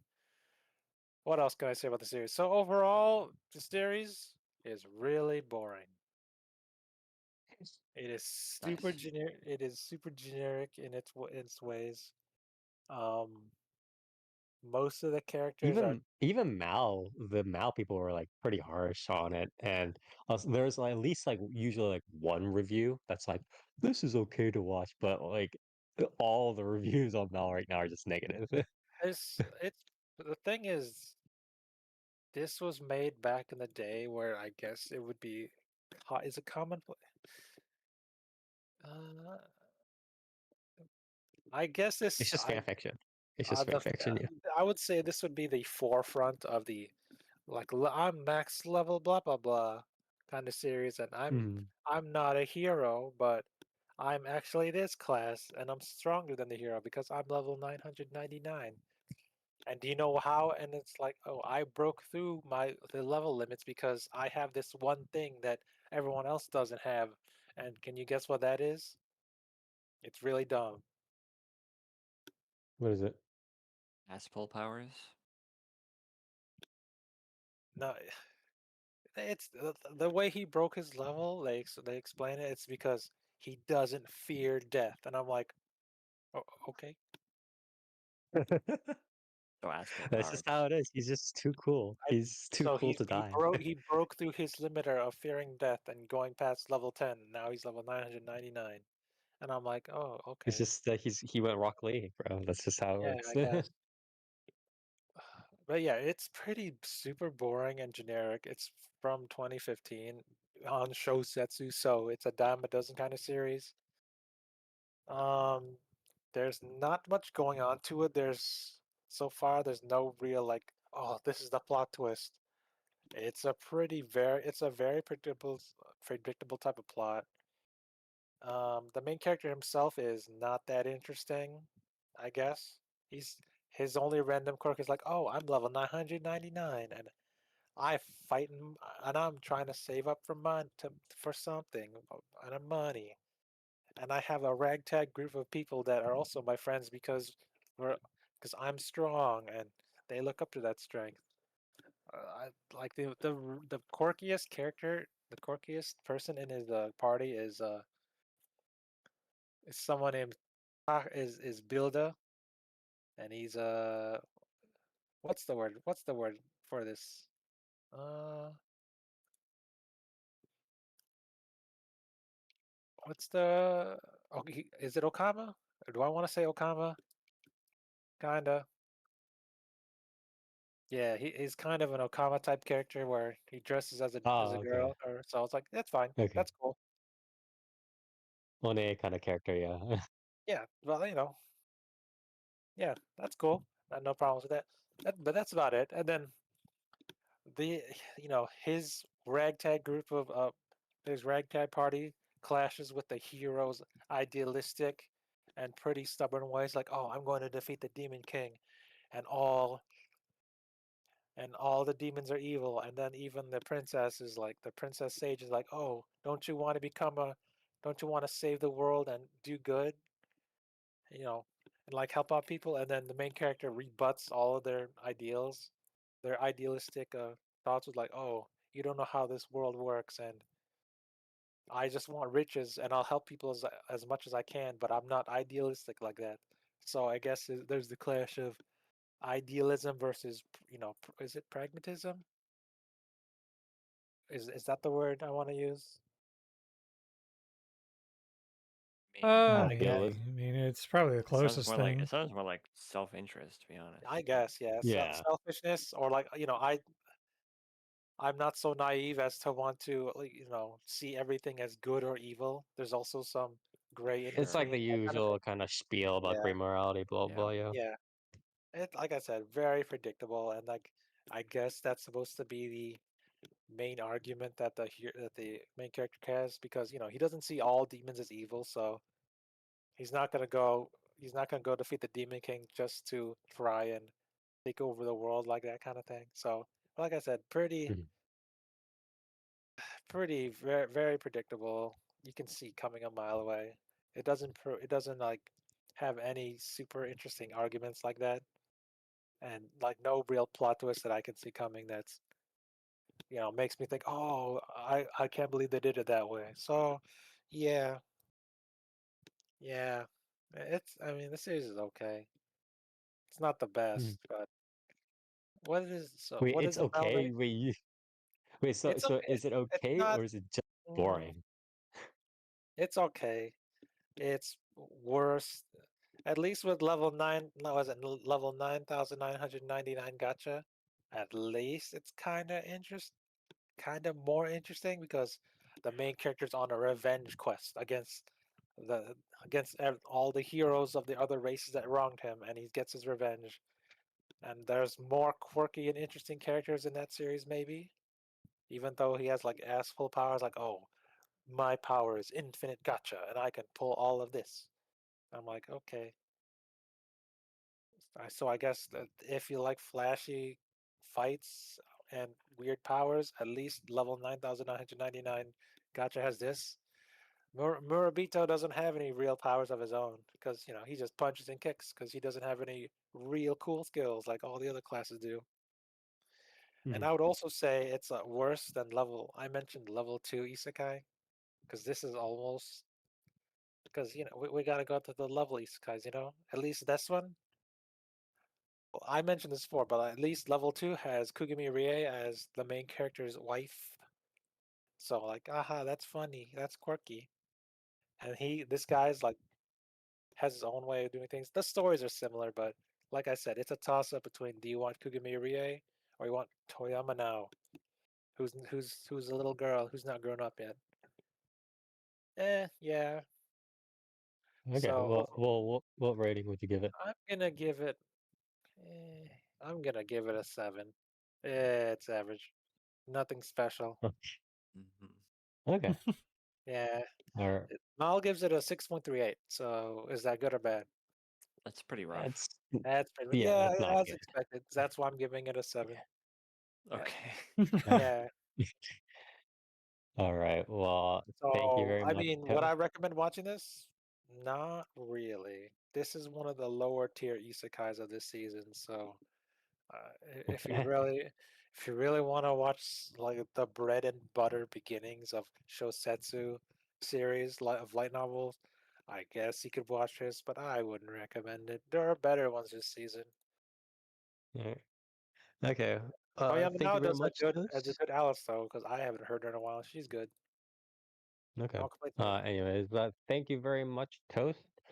And I think again, very unfortunate that it turned out to be a slop like this, but it is what it is. It's most of Naruto, most of Shosuka Minato, Why did I? I Shosuka mean, Minato.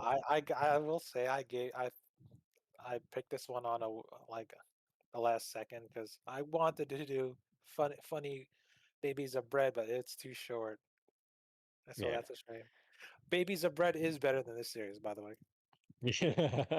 Very, very high bar indeed. But yeah, I mean, unfortunately, most Naruto isekai power fantasy kind of stuff like this is along this line. It's just slop. It's not very good. But yeah, that was level 999 villager level, what is it? Murabito. Freaking yeah, the villager level 999 villager, aka level 999の Murabito. So yeah, unfortunate. But thank you very much, Toast. And I'm going to be covering my series very quickly next here. Or sorry, um, that was Dark. Sorry, Oh, okay. You want me to go? Dark was Okay. next. Yeah. Yeah, All right. Yeah. Dark. Yeah, I have Kaiju girl, Caramelise. So why Caramelize? why is it why is it called Caramelise? Caramelise? yeah. Who's the caramel? I, Caramelize I, or Caramelize? I'm gonna be honest. I don't really know. it says in the kana in the Japanese, it's a Caramelise, but it's like I feel like whatever. Yeah, maybe just Caramelise, but you could call it caramelize, I think. Caramel dancing. Yeah, caramel does. But yeah, so this is manga original. Manga Yeah, this original. is a manga manga Um. original from Leiden Film. Oh yeah, the adaptation done by Latin Films. Latin Yeah. Films is also pretty solid, I think. Yeah. This has pretty solid AV. So, but yeah. So this series is Mhm. about Akaishi Kuroe, and Mhm. basically she is, the usual like introverted character that doesn't, just likes to go off on her own and is kind of like a social reject. Listens to her metal music classes. Now, is she a social reject because she's a kaiju, or is it because So she kind of she's like a turned kaiju herself into because one she's because of that. So the way it's explained do. is she thinks that she has a just like an illness that doctors couldn't figure out how to cure, where parts of her will turn like scaly and whatnot, depending on like her emotional state. But then after meeting the main male character, Minami Arata, who kind of hits it off with her, long story short, without spoiling too much, she winds up turning into a full kaiju form at some point. And it's the first time she's ever done that. And so this kind of just turns into, you know, the whole like the most popular guy hitting it off with her, and her trying to manage her kaiju aspects while juggling like a romance. As far as are there other kaijus in this series? so I'm 4 episodes in, and so far no, What? which is weird. Yeah, I think this is technically the first like kaiju that's shown up. She's like the first one. I don't know if there will be more down the line, but so far there's like a supporting character There are, that yeah. should okay. Yeah, because right now like there's a supporting character, Tomosato Manatsu, and she's like a really eccentric girl whose dad I think was a I think he like worked on like tokusatsu films and stuff. And so she That became makes like sense. obsessed with kaiju, and so she winds up like dressing up constantly, ironically as like a butterfly in a lot of occasions, and trying to like Like woo. so, Mothra.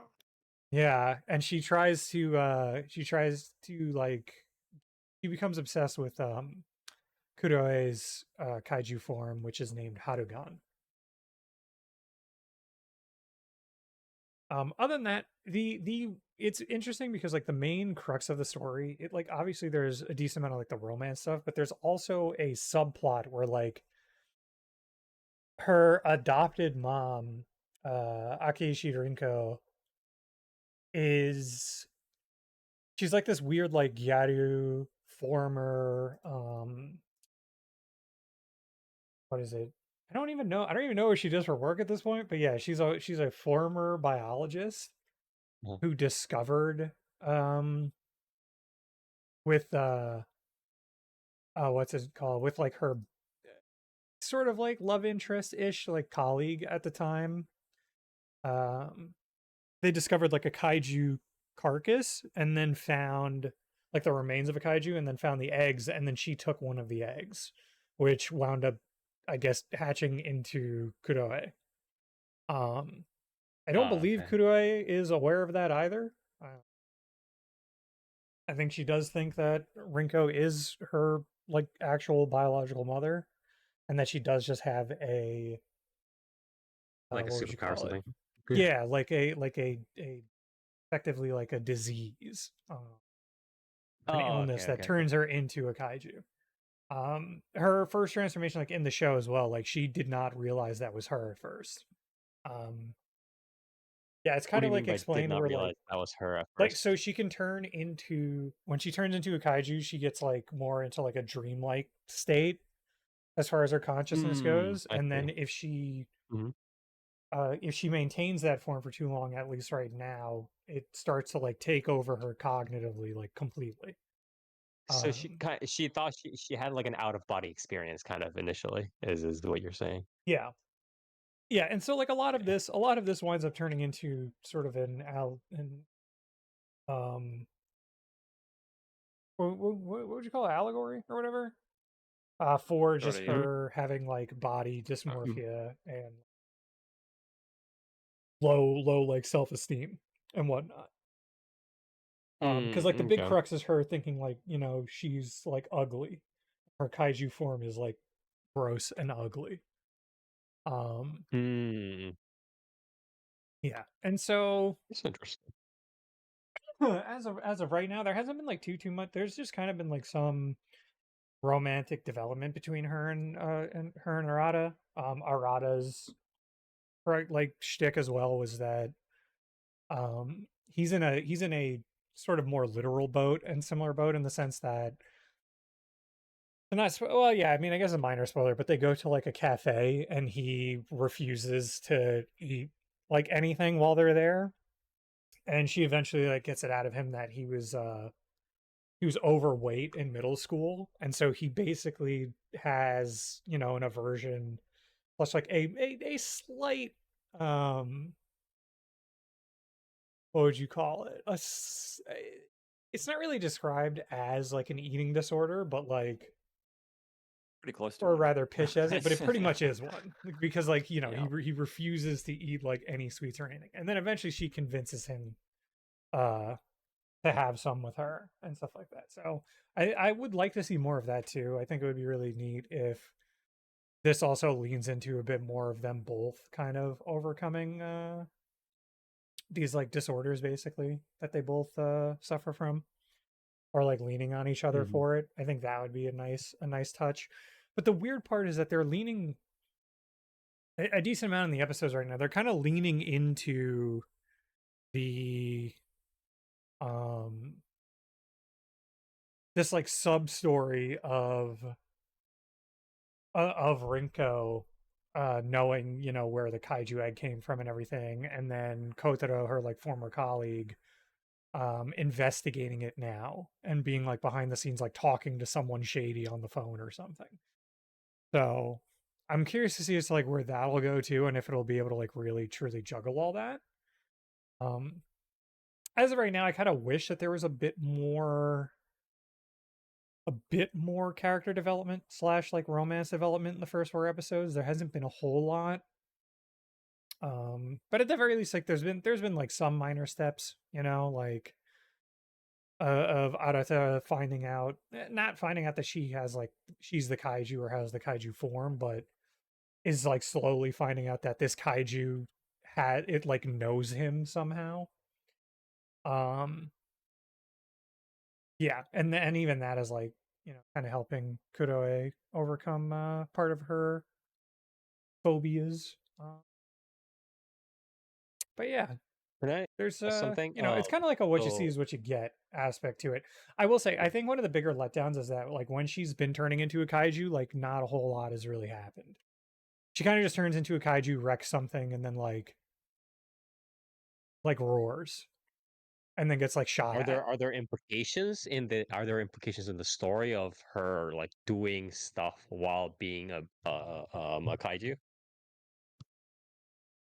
Not really. I mean, there's like news reports and No, stuff, and it's like the world yeah, is it's becoming more apparent of it. But it's pretty low stakes. It's not like yeah, Mhm. and I mean, even the low stakes So nature like is is the fine. It's just more so like I would have liked to have seen her, like seen that dude like be more of a thing. Just have a little bit more or something in the kaiju form. I imagine that'll happen like Mhm. later on, especially if there's other kaiju.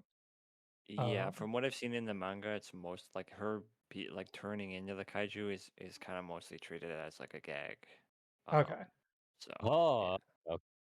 So yeah, is the focus, at least in the anime? I mean, I'll ask both for the anime and to Nier, who's read the manga.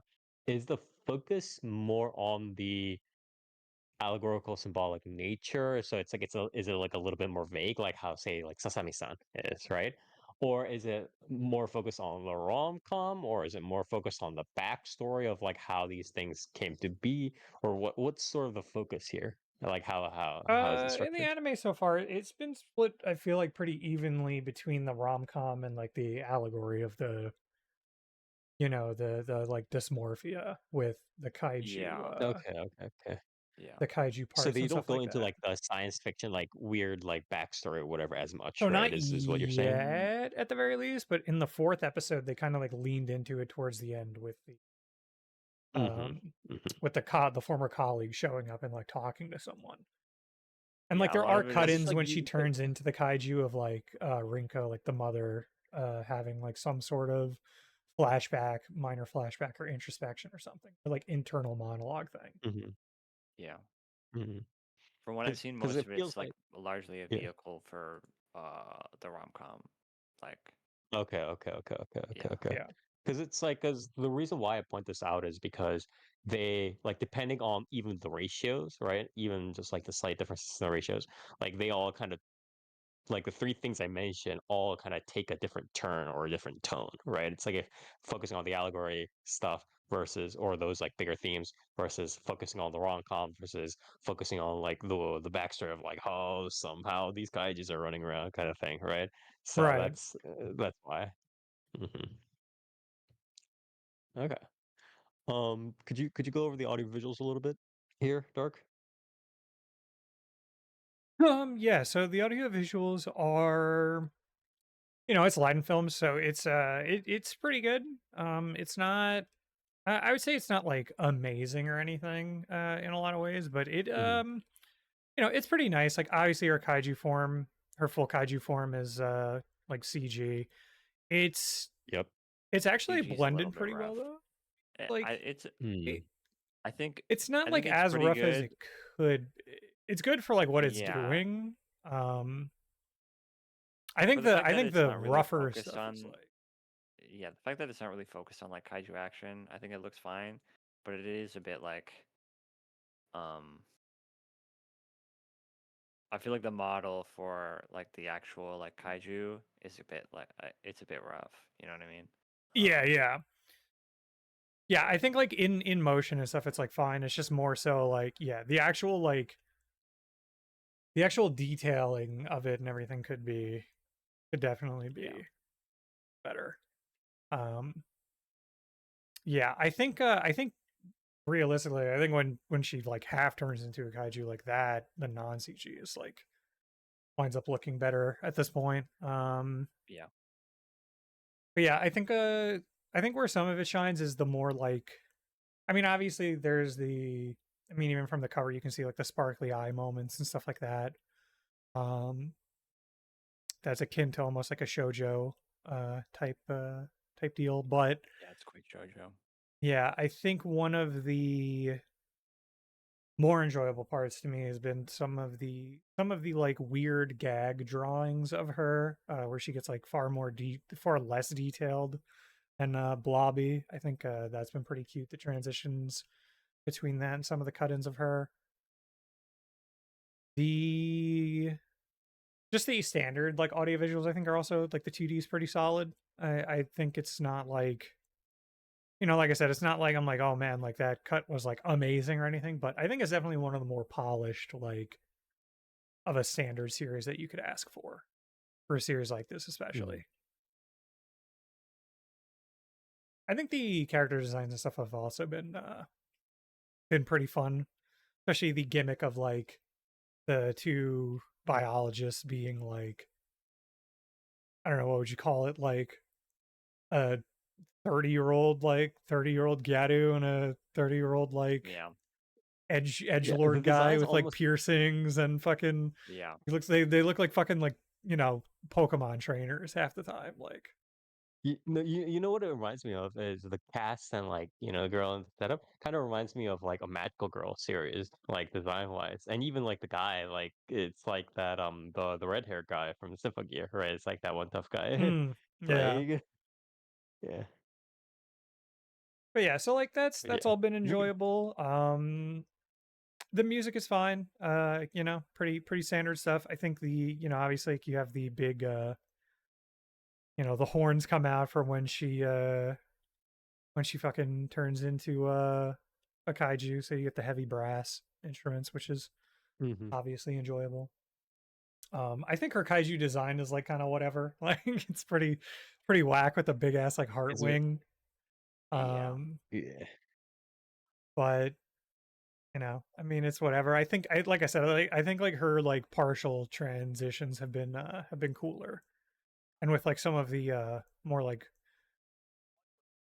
honestly, like, yeah, kind of gross like body horror-ish like shit that has happened with like spikes like starting to transition out of like human skin and stuff. You know, Mm. you know, no disrespect, but IRL, I would be like, yeah, that kind of does look a little freaky. Sorry to say. Yeah. Sorry to say, not a huge deal, but you know, a little freaky nonetheless. Yeah. It's like a little bit surreal almost. Although Yeah, the kaiju itself is already not realistic, right? But yeah.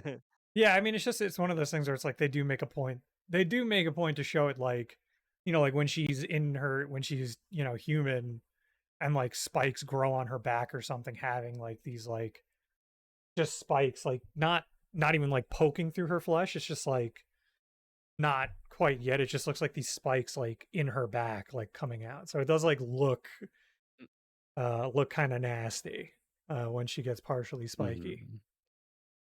But I think they did a pretty good job at that too, like representing it in a way where it's like, yeah, you could understand why it's like this does look kind of nasty. Mhm. But yeah. And other than that, I think the voice cast has been pretty good. You know, it's a pretty solid. Everyone does a pretty good job. I think Kuroi's voice actress is fairly new. Yes. Okay.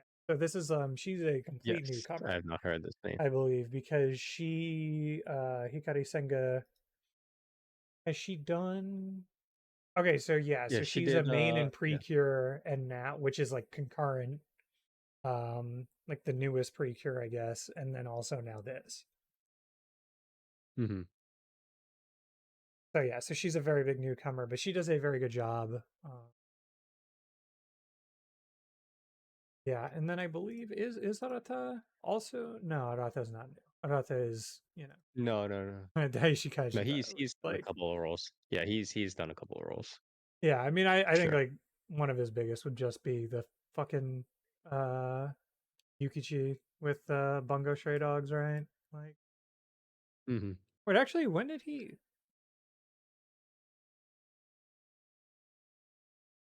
Why did he voice? Weird. But yeah. So he's like not new, but yeah, he's doing a Yeah, pretty standard young fella, popular guy voice. yeah. And everybody else in the cast is like super veterans, like pretty much. Yeah, yeah, which I think is pretty fun. Uh, Hmm. you know, having for Kotaro, the former colleague guy, having Katsuyuki Konishi's been very fun, and then Kotono Mitsushi has been very fun too. That's sort of like the two, Mhm. what'd you call it? The two sort of parent characters for Mhm. Kudoi. So that's been nice. And yeah, I think overall pretty solid. It is a very much like kind of what you see is what you get. Kind of to be expected. Just a just a quick question before you go into like the last thoughts and the last words and rating. How do you find the Honeywork CD? It's fine. I think it's pretty standard, to be Okay. honest. Like I wasn't super impressed. I think the one of the things that's really disappointing is that the OP and ED visuals are both not great.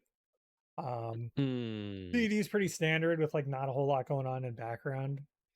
If not even not having backgrounds. And then the OP is like, so the OP track by Metanic is pretty fun, right? It's just like a, you know, screamo metal song with like Yeah, yeah. girls, like female vocals. Which is fun, you know, that's always nice. But the problem is like the visuals are very like black and white show stills, and like Oh, could always okay, like okay. legs like walking over it and stuff like that, and like with a bunch of like grunge effects over it, and it's just like it's Mhm. just visually obnoxious with like not a whole lot going Right, on. right, right. So that was kind of like probably the biggest disappointment, I would say, especially with a song like that. Getting like Right, right. pretty skimped out on visuals has been pretty sad to see. Hmm. Okay. Any last words? and rating? Yeah, I think it's a pretty. I think it's a pretty solid series. I think if you want a, like I said, what you see is what you get. So if you think you would be like pretty How strong pretty is interested Kaiju in Girl? this. How strong is this?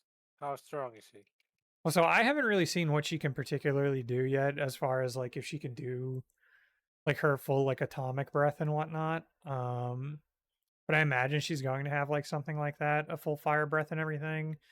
So who would? She even in her human form, it looked like she was about to like, I don't know, she was like crackling with like evil electricity and shit too at one point, and about to like blow up the fucking theme park they were in. So like I imagine she's gonna wind up being pretty strong. And I mean physically she just like shrugs off like, tank shells and like helicopter like missiles and shit. So So who would win in a fight? Kaiju Girl, Caramelise, or Kaiju Girls? Kaiju Girls? I don't know what that is. You remember Kaiju That's Girls? the No, I don't remember that's the Kaiju Girls. Ultraman one, right? Yeah. Yeah. Oh, I didn't watch that. Well, Yeah. It was this guy kinda hates mid. Ultraman. Well, yeah, but I heard it wasn't very good. Yeah, it wasn't. So Yeah, it was not good. who would win in a fight? I mean, it's probably going to wind up being Kudere because Kudere is being set up to be like literally she's just like basically just legally Godzilla. distinct Godzilla. Yeah, So so Yeah, probably yeah, her. yeah. Godzilla, but somehow even more anime as the Yeah, as what they're or as what they but yeah, this yeah. is sitting at What a amount? 7.62 on Mall. I think that's pretty high. I would say this is probably like a 7, maybe like a 6 Okay, 6.5 or something. but Just still because it's solidly not above like. average for you. Yeah, Yeah. yeah, it's definitely like I said, I think this is definitely worth checking out if you want just like a cozy little romance series with like a gimmick like this. Um Mhm. and some pretty cute voice work. Like I think this is definitely something that's like worthy of checking out. I just don't think it's like anything that's phenomenal or anything like that. That's just like You wouldn't mark it down as like immediate anime of the season, is what you would say. no, It's no, I don't think this is like a contender for anything that's like a comfort food anime. yeah, yeah. hmm Yeah, and it's a strong one at that. Like it's not even just Yeah, like yeah. something like some. I forget what I gave Dada-san. Dada-san I probably gave like a 6.5 or something like that, maybe a 7. But I would kind of fit this in the Yeah. same like thing where it's like this is a little bit better with audio visuals, obviously, but it's definitely more of a comfort food than it. Okay. All right. Well, thank you very much, Dark. And that was Kaiju Girl Caramelise, also known as Otome Kaiju Caramelise.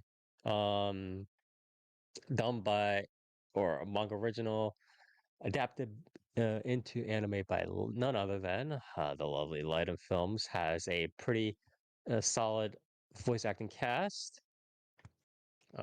Pretty above average rom-com series, as Dark pointed out. Has some a little bit more of a fun like romp via the kaiju stuff, and might have like a mix of other themes, as well as kind of delving a little bit more into the backstory down the road. But if you want a, as Nier pointed out, more like comfort food kind of level of series, please do check this out. All right, thank you, Dark. And I'm going to be taking over next, going quickly through, and my series is none other than Kore Kaite Shine, also known as Draw This, Then Die. And this was one of the ones that was a little bit more hyped up in all the social media spheres leading up to this season. This is a manga original. This that it was started in November 2021 in Shogakukan's monthly Shonen Sunday, one of their kind of bigger magazines, by Toyoda Minoru. So Toyoda Minoru is an manga artist who has written a couple of other smaller romance rom-com series throughout the years. I think this one is the only one that they got adapted into an anime, but it did get adapted, and by none other than Shin Animation. So for those of you who don't know, Shin Animation is quite a known a famous series or studio. They've done Crayon Shinchan movies. They've done uh, Doraemon movies. Some of the other kind of like one-off stuff that they've done is Karakai Jozu no Takagi-san, also known as Teasing Master Takagi-san, as well as Kakko na Inazuke, or a couple of cuckoos. So they have quite a decent amount of money to throw around. For this project team, director Akaki Hiroaki, who has done a couple of series with Shine, I believe, leads a mixture of his sort of core Takagi-san project team members. So most notably, that would be scriptwriter Fukuda Hiroko, and he, alongside his sort of core Takagi-san team, he gathered together some external people as well as some of his connections from his Jewel Pet days. So pretty solid team, I would say overall, with regards to doing something like this, especially the Takagi-san team. But yeah, pretty experienced overall. The voice acting cast is also pretty similar. Pretty much all of the veterans and pretty much all of the cast is like super veterans and name brands. You have Tanizaki Atsumi, Minase Inori, Inoue Kikuko, Hayami Saori, Yukana, just like down the line. Um, the only newcomers and up and comers are Fujimura Kanon. So for Fujimura Kanon, this is her first named role, and she voices one of the supporting cast members, as well as the up and comer in Saya Hitomi, or sorry, Hitomi Saya, who again also does another kind of supporting character in Fujimori Kokoro. But yeah, pretty experienced people both on the general animation staff side as well as the voice acting cast side. Going over to the OP and the ED for the opening, we have Isho, also known as in English that would be translated to Suicide Note by Tatsuya Kitani, or Kitani Tatsuya. So Kitani Tatsuya is a longtime singer-songwriter, and he is also currently an Vocaloid P. And he is currently a bassist, the bassist for the trio Saju no Hana. So Saju no Hana is a mainly sort of anisong focused trio band that has been doing a decent amount of themes and songs recently. But in terms of Isho, so Isho, the composition itself is an above average BPM, I would say, even for an anisong OP. It is very like high paced. It's also very like electronic synth heavy. It's very kind of like Nico Nico Doga coded, Vocaloid coded, again, which makes sense because he is a former Vocaloid P. I would say the composition is overall okay for an anisong. And again, it's very like Nico Nico Doga coded. Um, the storyboard is quite good. I would say it would probably be one of the top OPs of the season in terms of the storyboarding. The standard like character introductions are done, obviously, but the storyboard goes through a lot of these like different styles, and it kind of tries to stick to this, how I'd say, like manga being drawn theme, right? It has like the rough sketches sometimes being done, and then it gets like kind of fleshed in. It has a lot of like different animations. I do really like the way the opening is done storyboarding wise, and I would suggest you guys watch it. I would I say it will end up being like opening of the year. I don't know, but it is quite good. The ending is Conifer by Regal Lily. Regal Lily is currently a two-member girl band, I believe based out of Tokyo. I'm not entirely confident. Pretty standard J-pop anisong ending composition, slower BPM, guitar focused. The storyboard here is still honestly a lot better than a lot of openings out there these days, but it doesn't really compare to the opening of this series. But I would say it's still quite decent. Go over to the just general audio visuals of the series here. I do like the character facial designs, or the character facial designs in this series. A lot of the mouths are like kind of jutted off to the side. It's very reminiscent of the kind of classic older cartoons, right? In the 70s and 90s, 70s or 90s, right? We have stuff like, Doraemon, Osamu-san, stuff like that. It's very reminiscent of those like kids cartoons, on purpose, obviously. And again, the actual animation alongside like it is pretty quality in general and has a lot of these like different animations where they're like when they're like flipping through the pages and drawing and doing hurriedly. They do put a lot of effort into it, but it alongside that, there's a lot of other like variation in terms of what happens in the storyboard that are popping up, whether it's like chibi deformation, whether again it's like going back to the sketches and kind of being like, oh, it's kind of like a manga sketch. It's like drawing in and flushing, inking in kind of sequence, or whether it's like something else. There's a lot of different things that pop up. It almost reminds me of the old silver link days with who do why do I Onuma Shin and like the kind of Right. silver link days where they're doing like a lot of different styles. Most I would say probably the most famous example being Baka to Test, and they're trying just like a lot of different things. Um, and overall, the quality is quite solid. I would say. I don't know whether I would be like, oh, there's some like sakugs going on or whatever, but there are a lot of very good scenes. I would say it's at least solidly above average, and the OST behind it does help support it properly. Behind the sort of more hectic pace scenes, there's a lot more kind of brass going on. It's not, I wouldn't say it's mostly silent. There is like a lot of BGM stuff going on constantly or here and there, but I would say it meshes pretty well with the visuals going on. Overall, quite like the stuff that they did is quite above average, I would say, visually, audio visually. So, even for just like that, I think it's worth checking out. In terms of the actual series, so quick synopsis here, we have the main character, Yasumi Ai.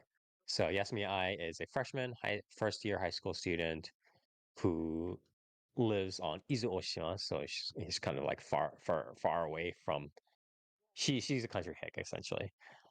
She really loves manga, and she hears that one of her long admired but quite inactive mangaka will be exhibiting at Komitia. She sets off towards Tokyo to kind of visit her, maybe get a signed autograph copy of something, blah blah. So for those of you who don't know, Komitia is not like Comic-Con. So Komitia is kind of a more general gallery. It's an invitation of like different famous authors and artists, and they kind of exhibit their works, right? A little bit more. Obviously, they can have like autographs and whatever, like signed, blah blah. But it's more like a meet and greet than anything else, right? So it's not like Comic-Con. Comic-Con is a little bit more just like they're selling stuff, or just like people are presenting stuff at booths, but it's a lot more like selling. Hence the name like market, right? But Comitia is quite different. So she goes to meet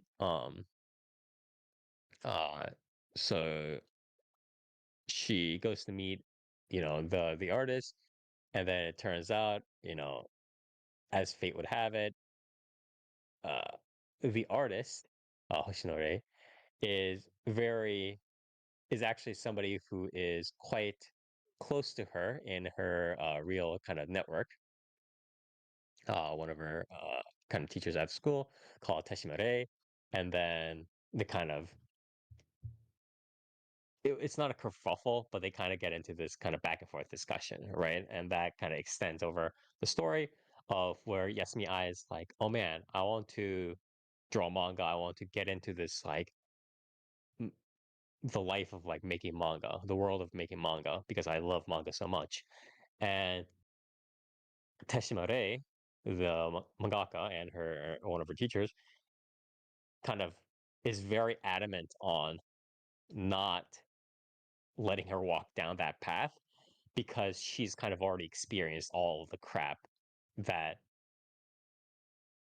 she's she's seen all like the bad stuff, right? Or not all of the bad stuff necessarily, but it's like all the hard stuff that comes with it, all the failures, all the like the warts and stuff like that, right? The warts and bumps.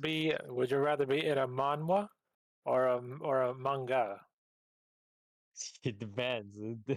Probably monk because there's a higher chance of just like getting some isekai, easy slow life isekai stuff.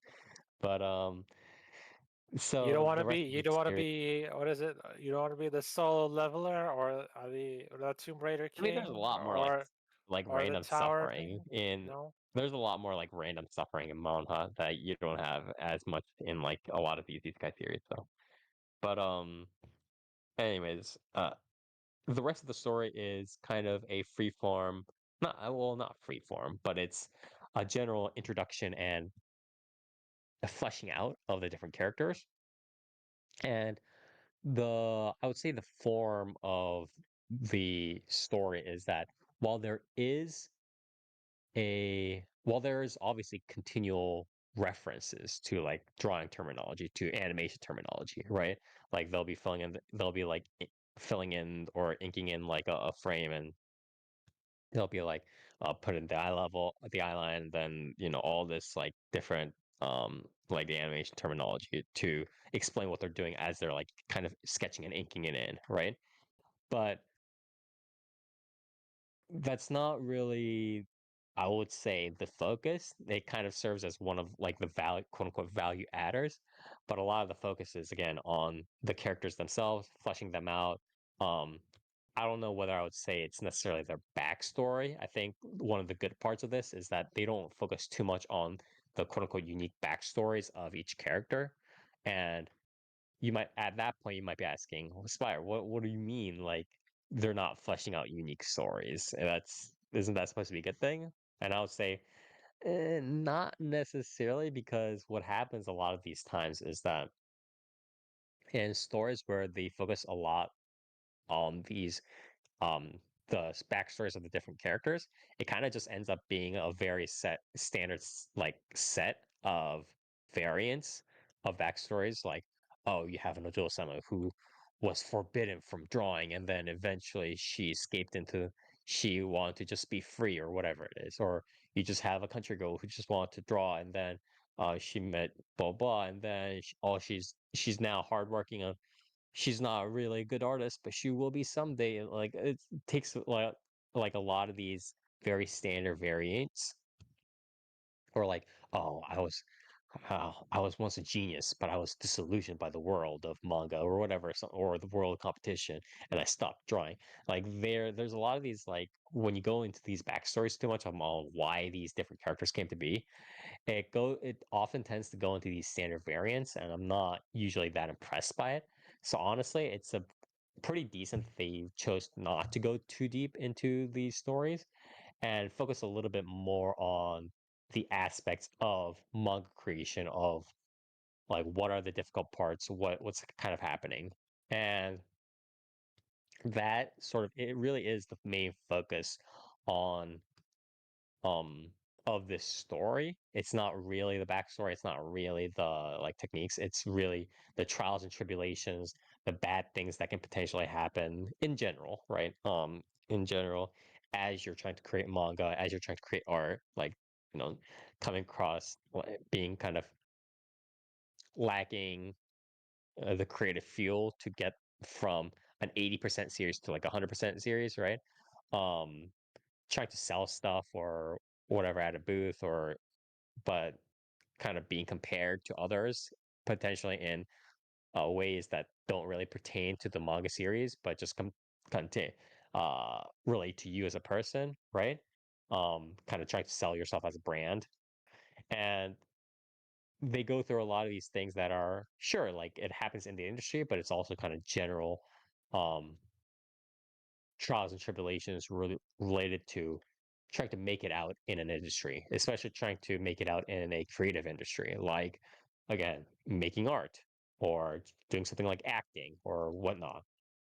So I think I do like it. It's a good variant, and it's more refreshing than the standard, like, oh, I used to make manga, but I had XYZ backstory or whatever it is. Um, that's I've become kind of tired of that sort of like backstory focus variant. And I think the while the story doesn't necessarily go into like super detail or whatever, or it doesn't necessarily super dive into kind of how do I say this, like psychological nuances or anything like that. It's more just like look how passionate she is about the manga or whatever it is, right? Um, I do like the series. I do like how it takes form. It is a little bit on the simpler side given the topic relative to the topic of the series, but I do like the overall package. Um, would I consider it an anime of the season or an anime of the year? I don't think I would, but it is definitely something that I would watch. Somebody compared it to um what is it? The a series that I also covered a couple of seasons ago. It was like uh Ego no Taenai Shokuba desu, about it was like another kind of series that kind of relied a little bit more on comedy while talking about, essentially the workplace, right? I think mangaka plus like the editor and like how they worked, or how the mangaka didn't work, right? Because he was a little bit lazy. But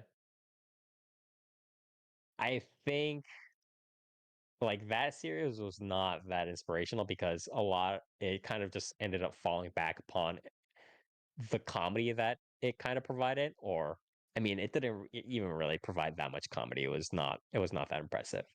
But this thing is definitely has legs and it definitely has a direction. And despite it being a little bit more on the simplistic side, again, I prefer this sort of theme. I prefer this sort of focus of like, okay, what are the bad things or what are the hard parts of this industry? Why are we working so hard to like trying to create manga over some very standard like why did you come into manga making in the first place? What kind of are you a genius or are you Ojo someone like I'm not very into that sort of variant of storytelling that we see in Japanese anime these days. So I think overall this is pretty solid. Um I'm probably gonna continue to watch it. I think this is worth a watch if you are, a fan, or if you are partial to these sorts of like um girls making manga, girls in the club doing stuff kind of series, and want a more deeper dive than just like the girls doing slapstick comedy or just like comedy and just talking to each other. It is a little bit deeper than that. So if you do like that sort of tone, maybe you want something a little bit deeper, I would definitely suggest that you check it out. My overall rating for this, I would say, would be a 7. I would say it's a 7. Um, I don't think it's like quite anime of the season material again, but it's definitely solidly above average. I think Shine Animations does a great job with the overall audio visuals as well as the opening ending direction and storyboarding. And yeah, I mean, if you just want like a fun romp with a little bit of a deeper side to it and audio visuals that won't disappoint, I would say please do check this out. So What would you rate the eyebrows? the eyebrows Yeah. is not it's not quite Mugi level, I would say. Mm. It's not, you know what I mean? It's not quite K.O. Mugi level, but I'd say it's getting there. It's Not we bad. need a Not little bit bad. more of that pickled radish. Yeah. Yeah. Yeah. But yeah, 7 out of 10. I mean, I'd say it's pretty solid. Again, it's not. I wouldn't say it's anime of the season, although this season is also a little bit hard to rate on that scale, just because it has a lot of Pretty heavy stacked. hitters. Yeah, yeah, but pretty solid overall, I would say. So again, this was Kore Kaite Shine, also known as Draw This, Then Die, manga original, adapted by Shine Animation. Pretty good comedy, pretty good kind of girls and I guess girls drawing stuff on, focus on the kind of drawing industry, manga industry, right? And some of the more generalized, softened versions of the trials and tribulations that they go through. So if you want to kind of experience that sort of mixture, please do check this out. All right. Last but not least, here you have another heavy hitter based, after your last review, which was also a heavy hitter in a different Right. manner. Yeah. But Yeah. you have something a little bit better for us this time, I believe. Yeah. I watched World is Dancing. Wait, better than Yes. Ghost in the Shell? What are you talking about? I didn't cover Ghost in the Shell last No, episode, bro. yeah. Last, You're talking I'm about comparing heavy it to last hitters. time. Yeah, this Oh, is a heavy you talking hitter. about Go Hands? Hold on. Yeah, Yes, bro. have you been catching up with Go Hands? It's I terrible. I watched episode 3 and I kind of dropped that shit. You like the recap that wasted so much time? Yeah, it was great. It was really good, really necessary stuff. Um, but yeah, I watched World is Dancing, also known as The World is Dancing. Um, this is a Psypic production, which is the new, I guess, branding for Cygames Pictures. Um, so there's a decent amount of money behind this one. This is a sort of historical drama about dancing. This takes Sorry, can place. I apologize. Sidepick, is this their only series for the season? I forget. I mean, I obviously, that game usually does one, but it's like I'm just asking. Yes. So I think this is their only like series this season. They did like just release um the Chikoa movie though. That was them, by the way. Yeah. So it's like, yeah. But yeah, in terms of like Okay. anime like series, this is all they're doing this season. And then I think Kagurabachi is like their next big thing. I don't know if they have anything Okay. in between, but yeah. Um so but yeah, this is a historical drama. It takes place in the 1300s, the late 1300s, and it's about dancing and sort of the, I guess, I don't really want to like. It's not really like a because like the characters in this are like historical figures, and it does take a decent amount from history. It is kind of recounting like actual history, but it doesn't really present it that way. It is kind of just like, um, uh, it's just like yeah, like these are the characters. So the basic story is our main character, But it's Oniyasha. not. It's not. It's like in media res. So like, what's happening? Kind of yeah. It's like a historical. Um,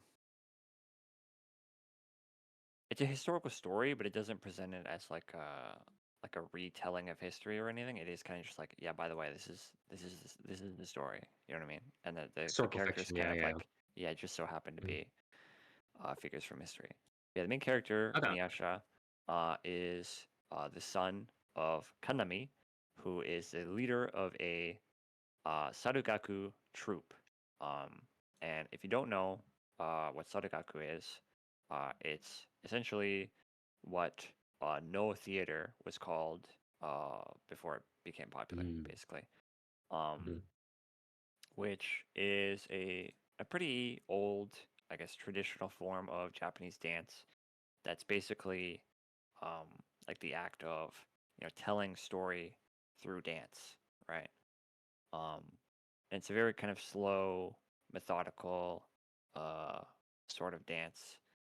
Um, and yeah, Oniyasha is a young lad. He's like 11 in this, and he doesn't really get the point of dancing. He doesn't really get why people dance.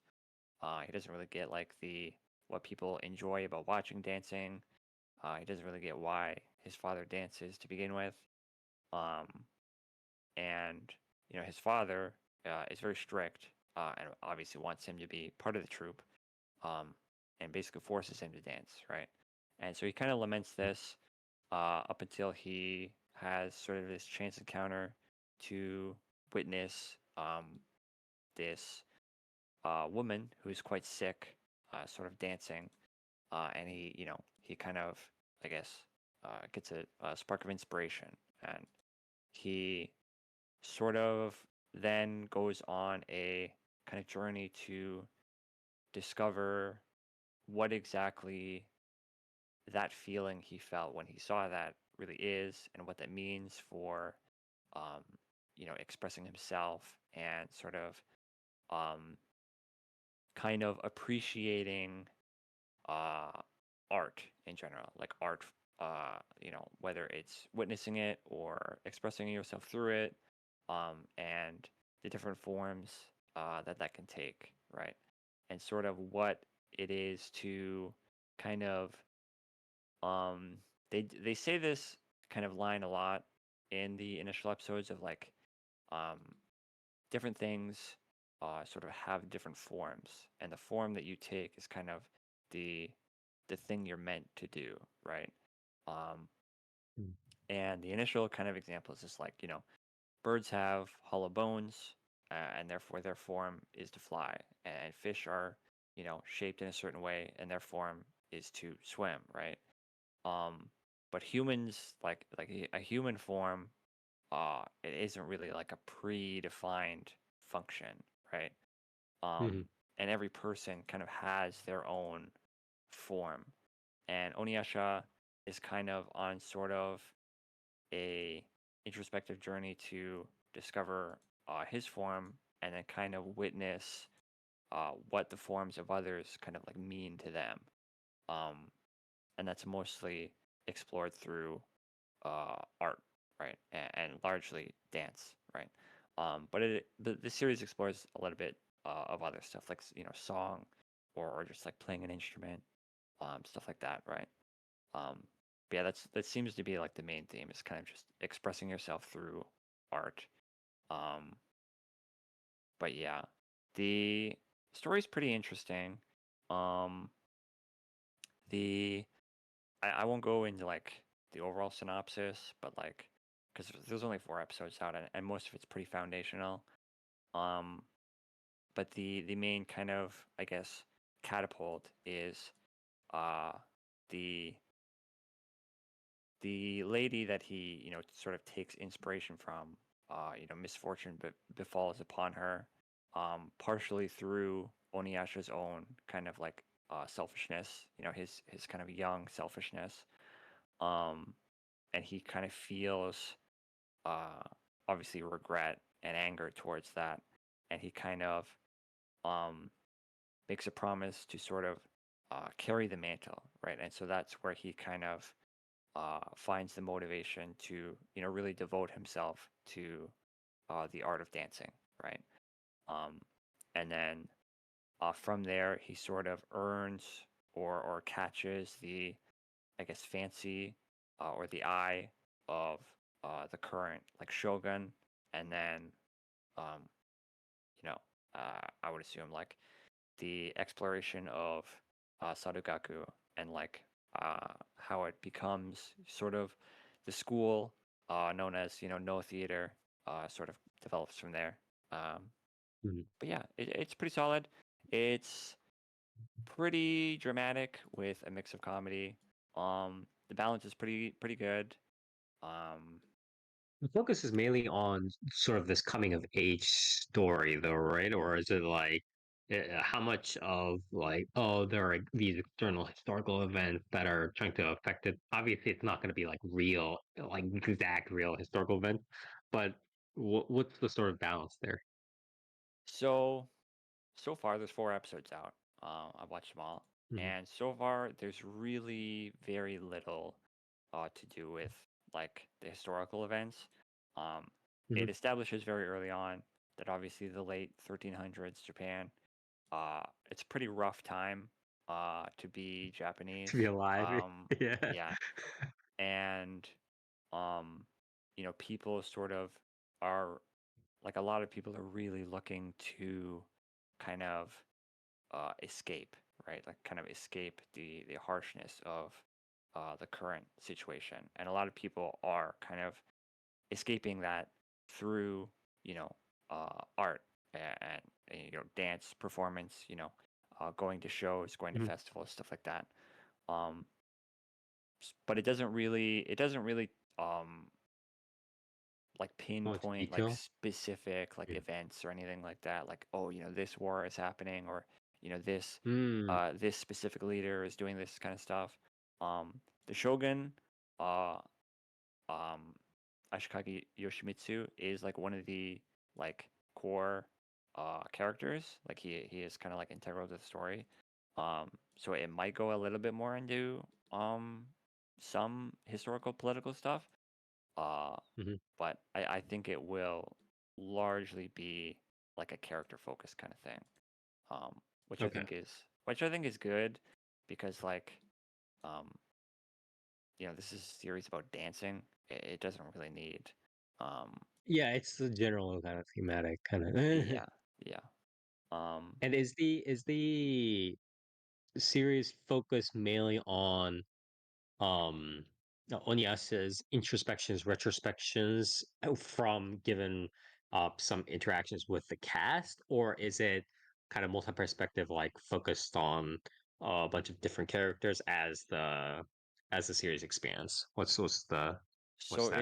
What's that? it's predominantly focused on Oniyasha. There have been a couple um small kind of peeks into kind of other characters struggles, and their kind of outlooks on the troupe and sort of art as well. Mhm.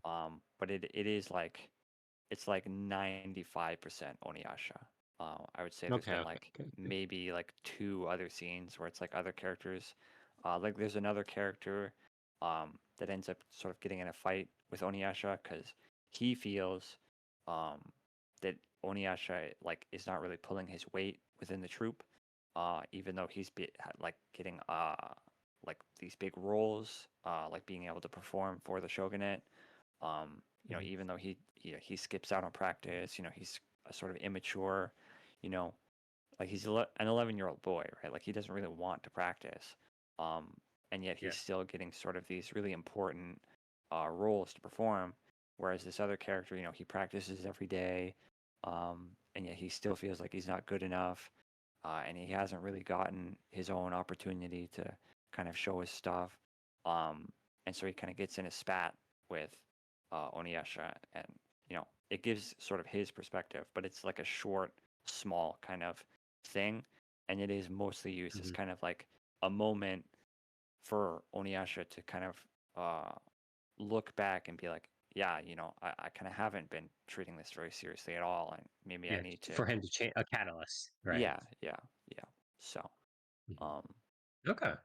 but yeah, um, How much dance trivia is there, or is it more focused on just like kind of the there feelings is and the zero. There's zero. So that is pain? probably my biggest gripe with this series is Especially since it's um like such a specific like era, form, style, like yes, tradition yes. too. So it presents um so it's a very odd dichotomy that this series has, because it's using um predominantly what would become no theater, right, which is a very slow, Mhm. very off, kind of form focused, very, even like the minor movements of the wrist, because they're dancing with a fan and stuff like that.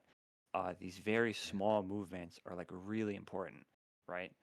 And it presents dance uh, when it decides to sort of present, dancing as this very, expressive, people dance just to, get their feelings out kind of thing.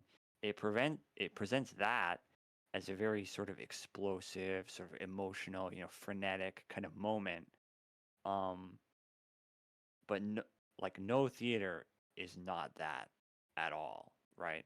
So Mhm. it kind of runs into this clash, especially visually, where you have these, sort of dramatic, emotional, melodramatic moments where Oniyasha is sort of discovering this, flash of inspiration, or he's dancing his heart out, and he's getting his, grief and anger out, and it's presented and it's animated in this way that's very, it's like abstract, and it's basically just like lines on a screen, right? And it's gorgeous, right? But then when it gets to Oniyasha's like dancing in front of the shogun, and he's performing this super important dance, it's like it's this really slow, methodical, like you know I really have to focus on my steps, and it's like it kind of is, I think, a bit of, it's a bit dissonant with the messaging, I think. And they don't really, I really wish when they were doing his, rehearsal stuff, like the rehearsal scenes with his father, or the training stuff, I feel like they should have maybe dropped at least, a couple bits of trivia of like why, this form of dance is so technical, why these certain Like steps are so why they're important. taking these, why Yeah, they're taking these exact actions, right? Because everything's deliberate. yeah. Um, Mhm. but that's kind of like my only complaint, right? Mhm. Is that sort of that slight disconnect. And maybe they'll get more into that as the series goes on. But so far there has been like no trivia at all, which kind of surprised Mm. me, especially because like this is taking place at a time period where like these characters, like Oniyasha and his father, are like they are the founders of like this pretty much entire like form of dance, right? It's a very like traditional um like Japanese kind of art form, right?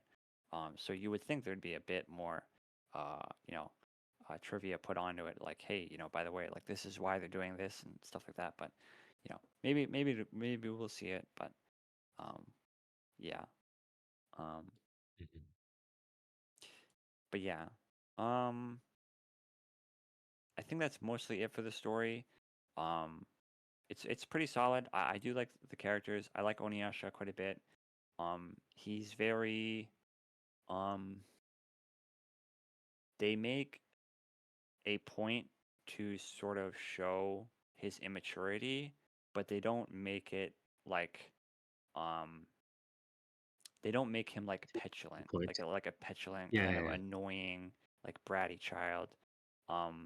He is the son of a very strict father, right? And that kind of um shows, right, where he will kind of um rebel in a way to where like he wants to sort of be on his own, or he'll have Mhm. these moments of selfishness.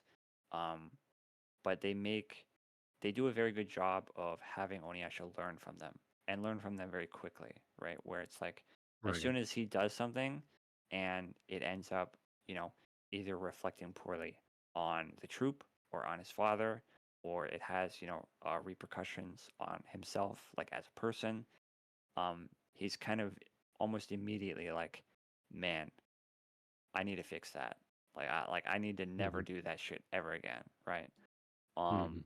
And not only do I need to not do it again, like I need to better myself as a person, so like something like that never happens ever again, right? Um, Right. so it's pretty good, like in that way. And his father as well, Kanami, who they present him as extremely strict, right? Like, um, kind of like, um, imagine like almost to the point of like the sort of melodramatic depictions of like a parent that is putting their kid through like ballet dance, right? And like everything needs to be Yeah, yeah. perfect, right? He's kind of like that in the sense that um, he's very, you know, um, like strict, obviously with the training, but even Mhm. outside of that, like he's very he doesn't really show emotion, right? Yeah, But he's they the also make standard like stoic dad yeah, kind of. yeah. They Yeah. make a good, I think, showing that like he's not just like that with Oniyasha. Like it's not like a thing where it's like, oh, he's just like a fucking shit dad and he hates his kid. It's like, no, he's kind of Mhm. just like that with everybody, and sort of Oniyasha being like, I don't understand my father. It's not like a it's not like a unique experience to him. Like even other people in the troop are like, you know, like this guy is a fucking enigma. Like we don't really get like what drives him to this point, right? Um, Yeah. so he's an interesting character as well. And the some of the supporting cast are pretty good. Um, there's not like there's like a lot of characters in this, as most of these like historical dramas have. But it's done in a way that where it's like you don't really need to know that much about them, right? They kind of just show It's a up and they're like, continual casual rotating cast, and like they're mainly there to add value to yeah, what the main yeah, character is going through. Yeah. yeah. Um, Mhm. so yeah, it's pretty good, in that regard. I think the story is pretty solid. It's paced pretty well. Um, I think at least in these initial episodes, this is a 13 episode series, so pretty standard in that regard. Um, Mhm. yeah. Yeah, I think the story is pretty solid. Before we Audio move on to visuals. the audio visuals, again, Side Games Pictures, Side Pick. Um, Mm-hmm. they're Been pretty, doing, they're been they're doing, pretty, yeah, they're pretty good. Um, yeah, Oh been yeah, doing pretty near. well recently. But is it better than Cinderella Grey? I'd I'd say the highs for this are definitely better than Cinderella Grey. I don't know, man. Have you seen when the Kenji Kawai music kicks in? Yeah, Pretty yeah. good. Um, Also, this is not related to the other running series. no, Why not? I Who'd don't win a know. fight? I don't know. Yeah. Probably not Uh, Oniyasha because he's an 11-year-old boy. But yeah. yeah, the audio visuals are quite good here. Um, again, uh, it's a dancing thing, and they do a pretty good job of showing kind of very fluid motions. I think there's been a couple scenes that I've noticed that are um, very likely rotoscoped, which is understandable, especially because when you're talking about dancing, and you're Yeah. like These dancing series have needing to always was animate the effects like that. these big Yeah. sort of flowing uh, kimonos and stuff. It's pretty understandable that you rotoscope some of these shots. They're quite Yeah. fluid. Um, I think there's been like maybe one scene of dancing, like one cut that I've been like, that's a bit shoddy. But that's about it. Then there's the highlights for this are definitely in. So in episode 1 and then episode 2, like I said, there's sort of these scenes where Oniyasha first sort of sees, um, his sort of inspiration, this woman dancing, and it's presented in this sort of almost like it's kind of like an ink on paper thing, but it's very messy, it's very abstract, it's very frenetic kind of thing. It's almost like um it is very much like lines that resemble a human that are moving in this very fluid fashion. um and it's really good, right? It's very impressive stuff. And um then there's another scene in episode 2 where Oniyasha himself is sort of dancing away his feelings amongst this crowd, and it's a bit less abstract, but it's just as chaotic, and it's very, very fluid. Mhm. It's very impressive. Um, and it's definitely like the highlights so far for the audio visuals. Um, and then there's another example of that in the opening. as well of that kind of style showing up. I'd have to look up again who did those cuts, because I remember I had a tweet that showed them, but I've lost it now. But yeah, very impressive stuff. I kind of hope that kind of thing shows up a bit more as the series goes on. Maybe for like important moments or whatever. But it's good. It's very impressive stuff. Yeah. It kind of reminds me of the stuff you're saying almost kind of harkens me back to the time where you reviewed Heike Monogatari as well. So Yeah. yeah. It's sort of similar. It kind of reminded me of something almost like and obviously it's a bit more chaotic and abstract, like I said, but it's very reminiscent of something like The Tale of Princess Kaguya, right, from Studio Ghibli, Mm-mm. which is a visual masterpiece in its own. Right. So, but yeah, good shit for sure. Mhm. Outside of that, the even like the standard animation, it's very consistent. The colors are very nice. I really like Mhm. the Oniyasha himself is a very sort of expressive character. He's got kind of um like sort of noticeably, I guess, different um proportions to other characters. Like he's got a much rounder head. He's got much more expressive eyes, much bigger eyes, and they play with that quite a bit. He has in some of the more comedic moments, he'll his head will become even rounder. He'll get puffy lips. He'll be much simpler, but it's all still very fluid. Um, and obviously, his outfit as well is very um, detailed, very flowy. It's pretty Mhm. reminiscent visually of something like Elusive Samurai, which is also airing this season. Yes. And it's pretty comparable, I'd say, animation wise. But yeah, very impressive stuff for sure. And then Okay. audio wise, the music is about what you'd expect, right, from one of these sort of ancient Japan kind of historical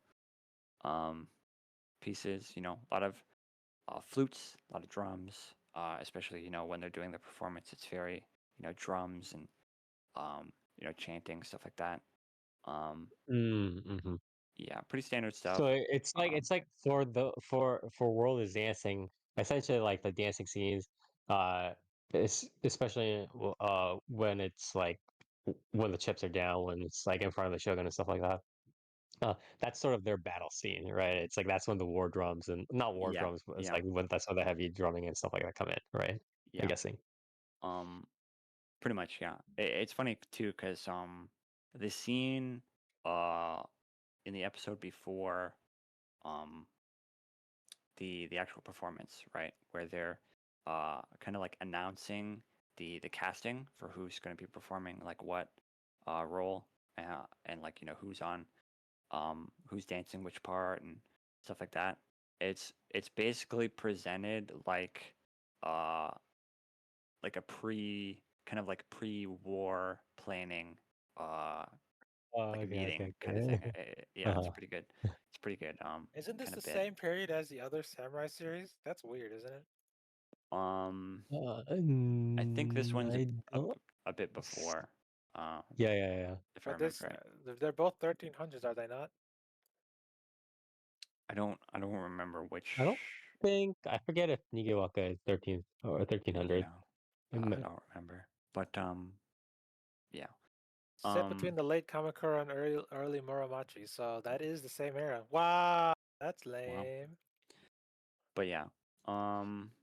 Did you know Kenshin takes place in the 1800s, almost 1900s? Kenshin could beat Wow. them in a fight. But yeah. The OPED. I guess I'll get to the OP is Shusho by Macaroni Empitsu. I like the track quite a bit. It's a bit of a banger.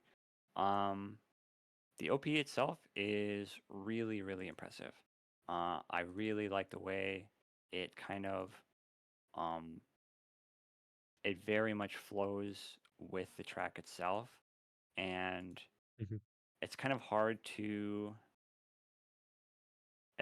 describe, but the OP, the way it's boarded and the way it kind of interacts with the song, it almost feels like the OP, which OPs are very short. But the OP itself feels like it's kind of broken up into like acts, which is very cool. It's a very impressive OP. It's got a lot of different styles that are thrown into it. Some very kind of rough drawn kind of like sketchbook moments, some more ink painting stuff. It plays with colors a lot. And it's got a lot of experimental stuff with some more, I guess, standard shots that you would see in an anime OP. And yeah, it's just really impressive overall. I would say it's a very strong contender for me, at least, for OP of the year. And I mean, we've had a lot of really good OPs this year. I think this year's been pretty good for OPs. But yeah, I like this one a lot. The ED is Namonai Hana by Hawk Rock B. It's pretty generic. I'll say it's not quite as impressive as the OP. It's about what you'd expect. A lot of kind of more Characters walking colorful. walking through the background. Yeah, walking around, staring out into the distance. Yeah, Stuff like yeah. that, right? The track is nice, but it's about what you expect from an ED. It's a more instrumental kind of, soft rock kind of thing. It's nice, but it's pretty generic, right? Yeah. And yeah, I mean, overall, audio visuals are really impressive. Obviously, Cygames pictures, when they come out swinging, they come out swinging, right? They definitely they do not fail to impress, right? They've been Definitely very one of the consistent in their recent streaks. Yeah.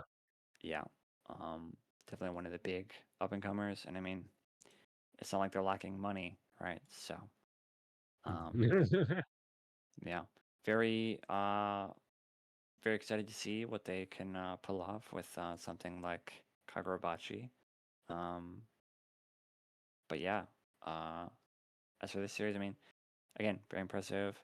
I really hope to see more of the kind of chaotic, kind of frenetic depictions of dancing that they've done in this. And even some of the slower paced stuff is pretty impressive too. I will say, the one thing that I think might be a hurdle to this series is kind of, again, calling back to like my one bigger gripe with this is that like there isn't really any dance trivia to this, and Yeah. What we talked about before.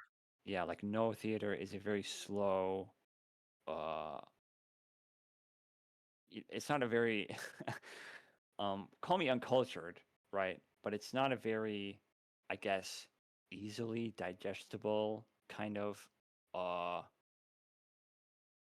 form of entertainment, I guess, because when I watch something like a No performance, it's kind of like again, maybe I'm uncultured, but it's kind of like what is the entertainment value here? You know what I mean? Mhm. And obviously, when you're there at like an actual performance, a lot of it is the technicality of it and the story that they're telling, right? But in this series, it doesn't really get into either of those, right? It kind of just shows the dance, and it kind of has the characters being like, "Oh my god, he's so good at this. And for this kind of dance, I feel like the average viewer, and again, maybe I'm just stupid and uncultured, but for me, watching a guy sort of fold his sleeves over his arms like 3 times as he slowly moves around and stomps his foot and twiddles the fan, I'm not really looking at that and being like, holy shit.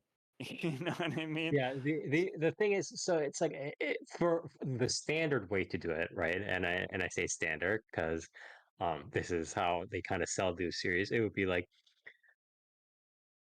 the rest of like the non like dancing scenes would essentially all be very heavily like coming of age, and then the dancing scenes would specifically be made to sell the sakugs, right? It would be like you would have like sparks all over the place. It would be like UFO table. It would be like Kyoani Hyoka, like levels of like sparkling. Like that's sort of how a standard um a project team, right, would sell this sort of series, right? But I'm not sure. I don't think that's necessarily what World is Dancing is doing. Yeah. I mean, it does it a little bit. Like, so when there's Mhm. the performance for the Shogun and Oniyasha's father gets on stage, right? And he's got the mask on and, he's got his arms stretched out wide. They sort of, um, overlay like the rising sun behind him, right? And it's, as like a sort of depiction of, the, I guess, grandiosity of the sort of size that he's portraying himself as, with his clothing and his movements and his kind of presence on stage, and that translates well, I think. But the sort of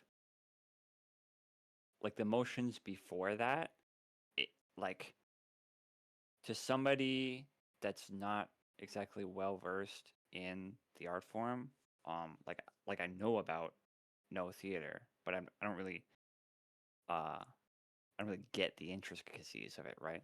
Um, so for me to watch like the movements before that moment, it kind of just looks like a guy stomping his feet on stage. You know what I mean? Um, Yeah, and and for the again, unless it characters, becomes like a pure spectacle, it's like a very it becomes harder to sell. yeah, yeah. Um, so I would say that like that is kind of this series' biggest drawback. Um, and I think it will be um probably the hardest like sell for the average viewer to kind of like um just be like, yeah, sit down and watch this. And Mhm. there's going to be a point where you might be watching this series and you're kind of just like, I don't really get like what these characters are reacting to, you know what I mean? um Yeah. So, that is an aspect um, of the series, but I think overall, it's pretty good. I like the characters. Um, I like the way that this is sort of using kind of art and expression as a form of sort of coming of age and character introspection. I think it's done well.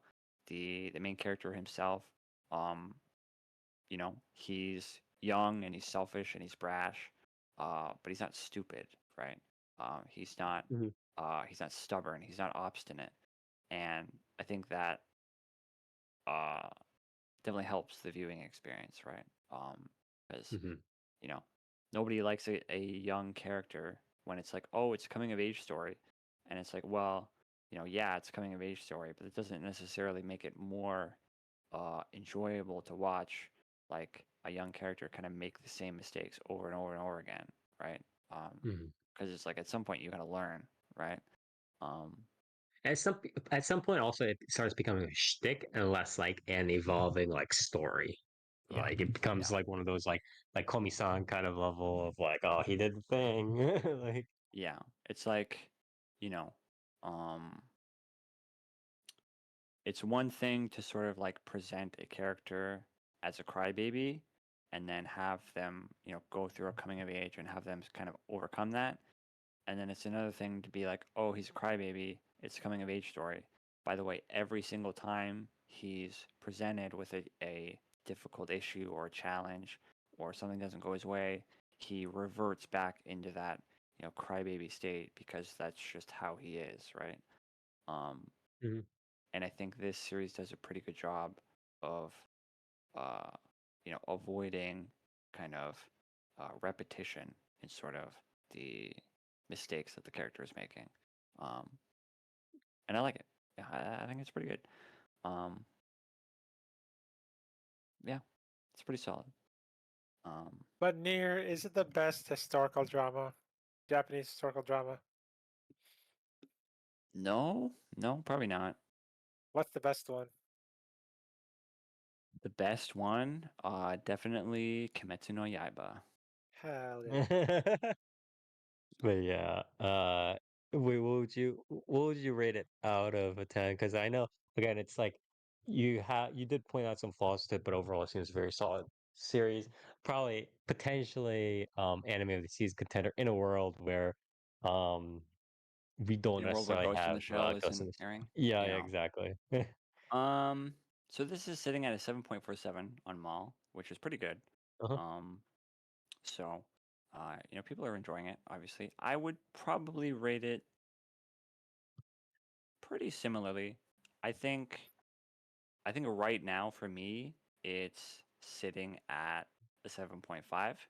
I think as it goes on, I can see this rising probably to an 8, maybe an 8.5, depending on how it fully fleshes out. What's the score at right And now? on Mall, it's at a 7.47. It hasn't beaten my favorite historical drama yet. Wow. Can you guess what it is? Kenshin. Hell yeah, dude. Yeah. 8.27. Wow. But yeah, I think it's pretty solid. I think it's a pretty easy recommendation. Just with like that minor caveat, right? Where it's like this one aspect of the series might be a bit hard to kind of it's like a hump that you have to get over, I think. Depending on the person, right? Maybe some people out there really fuck with no theater. Me personally, I'm not one of those people. So, You know who does, so Nier? Yeah. who? Radin. Wow. She's True. cool. Also, there Um, was that one Inuyasha episode about no masks. True. It's almost The like one they're that kind of eats you. really culturally important to Japan. I guess, But yeah. yeah. Yeah. Okay. Pretty good. I think again, glad to see that it turned out pretty solid, although obviously it had a little bit of a how do I say this? Like the initial kind of premise and like package is a little bit of a harder sell, even though it is based off it not I don't want to say based off of, but it's like it's a riff off of a true story, like a real life historical figure, right? Yeah.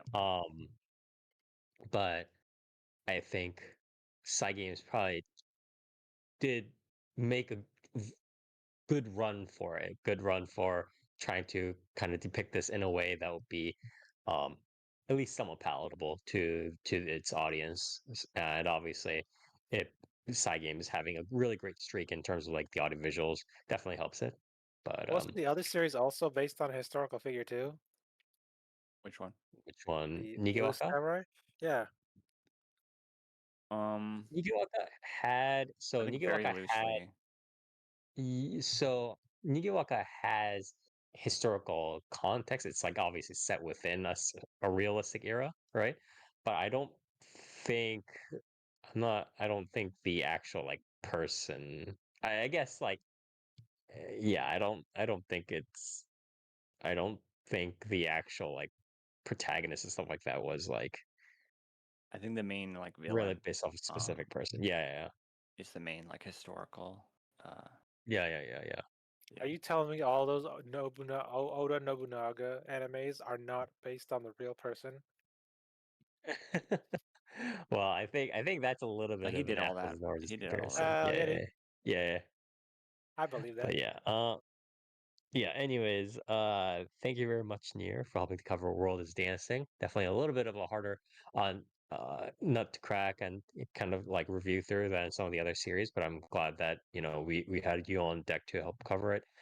For those of you who are interested, again, World is Dancing, um, a manga original actually, adapted into anime by Sidepick, also known as Side Games Pictures. They've been on a hot streak for quite a while. Picked up some good source material here, and if you are interested in this sort of more historical fiction, again based off an actual figure, it's not just like have these people dancing. It's like it's actually based off the anime and kind of the evolution of what will become no theater. Please do check this out. All right. And with that, we're going to go on to the news. Not much news this time around. It's just like a lot of the usual things that we all love to talk about. Webtoons, AI, Crunchyroll, our favorite subjects. Yippee! uh, all good news, I'm sure. What, VTubers? I Talk haven't about read VTubers? this. No. Oh, But something similar along the lines of like VTuber related entertainment. But Webtoon launches AI. So yeah, Webtoon launches AI story chat service Bias, featuring creator approved Webtoon IP. So Naver Webtoon has been on kind of this rampage, this march, where they've been trying to include kind of um, AI chatbots that are based off like webtoons and like fictional stories to be like, hey, how'd you like to do talk with these like characters? It's like it's essentially sexting. It's essentially sexting, but with AI. But Yeah. they've been trying to push that via their Webtoon IPN platform. But they announced on July 1st that it's launched Bias, a new AI-powered story that's a chat service that lets users create original stories by interacting with characters from creator-approved Webtoon IPs. The thing is, like, they keep kind of fluffing it up, being like, "Oh, you can create original stories," when Yeah, it's they just a know chatbot. that It's just a 99, chatbot. it's just And sexting. Yeah, it's like the AI question is texting. literally just gonna be like, how fast can I get her to suck my cock? Yeah, exactly. That's literally what it is. Yeah. Uh, The service allows users to become the protagonists of their own story while chatting with Webtoon characters and narratives built on official creator. You realize that the moment you include yourself as an OC into like whatever, Yeah. right? Into like God of High School, right? It's no longer God of High School, right? It's like Yeah. what are we talking about here? um Webtoon say the platform is designed to preserve each series' world and characters while offering universe of story. True. I- imagine like imagine picking a webtoon that's like based off a romance, right? Like a one-on-one romance, like I don't know, like Orange Marmalade or whatever it is, right? And they're just like inserting yourself as an OC. It's like, by the way, I, I, I suddenly appear as a hot dude, and I just And take I'm the whisk away strongest, your and I make all the men's heads explode, and all the women go, "Wow, you're so strong." exactly. Oh my god. Bios offers two types of content. Both of them devolve into sex. Yeah.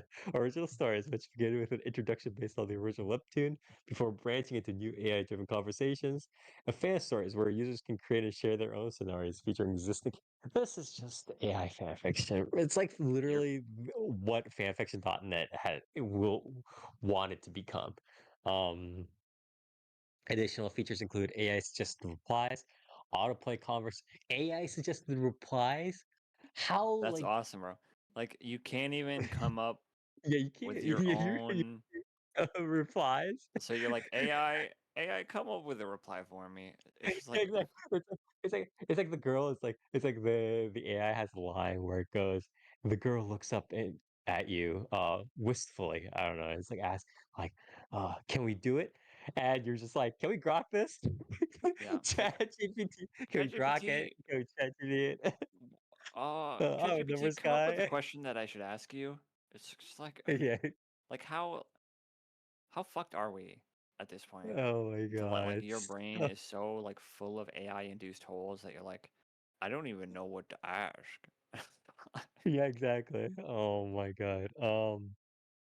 But it has what is it? AI yes, just replies autoplay conversations? Why? Damn, they just yap. Read the That's cool. story. Read the story at that point. Autoplay conversations, contextual image. snapshots, and unlockable special cuts that become available as users deepen their relationships with characters. What does it You even know, mean? I just want to say visual novels died for this. And yes, visual novels also had a lot of Nuki and like stupid whatever, like railroaded like routes or whatever. But re- uh, visual novels die for this. I'm Yep. just saying.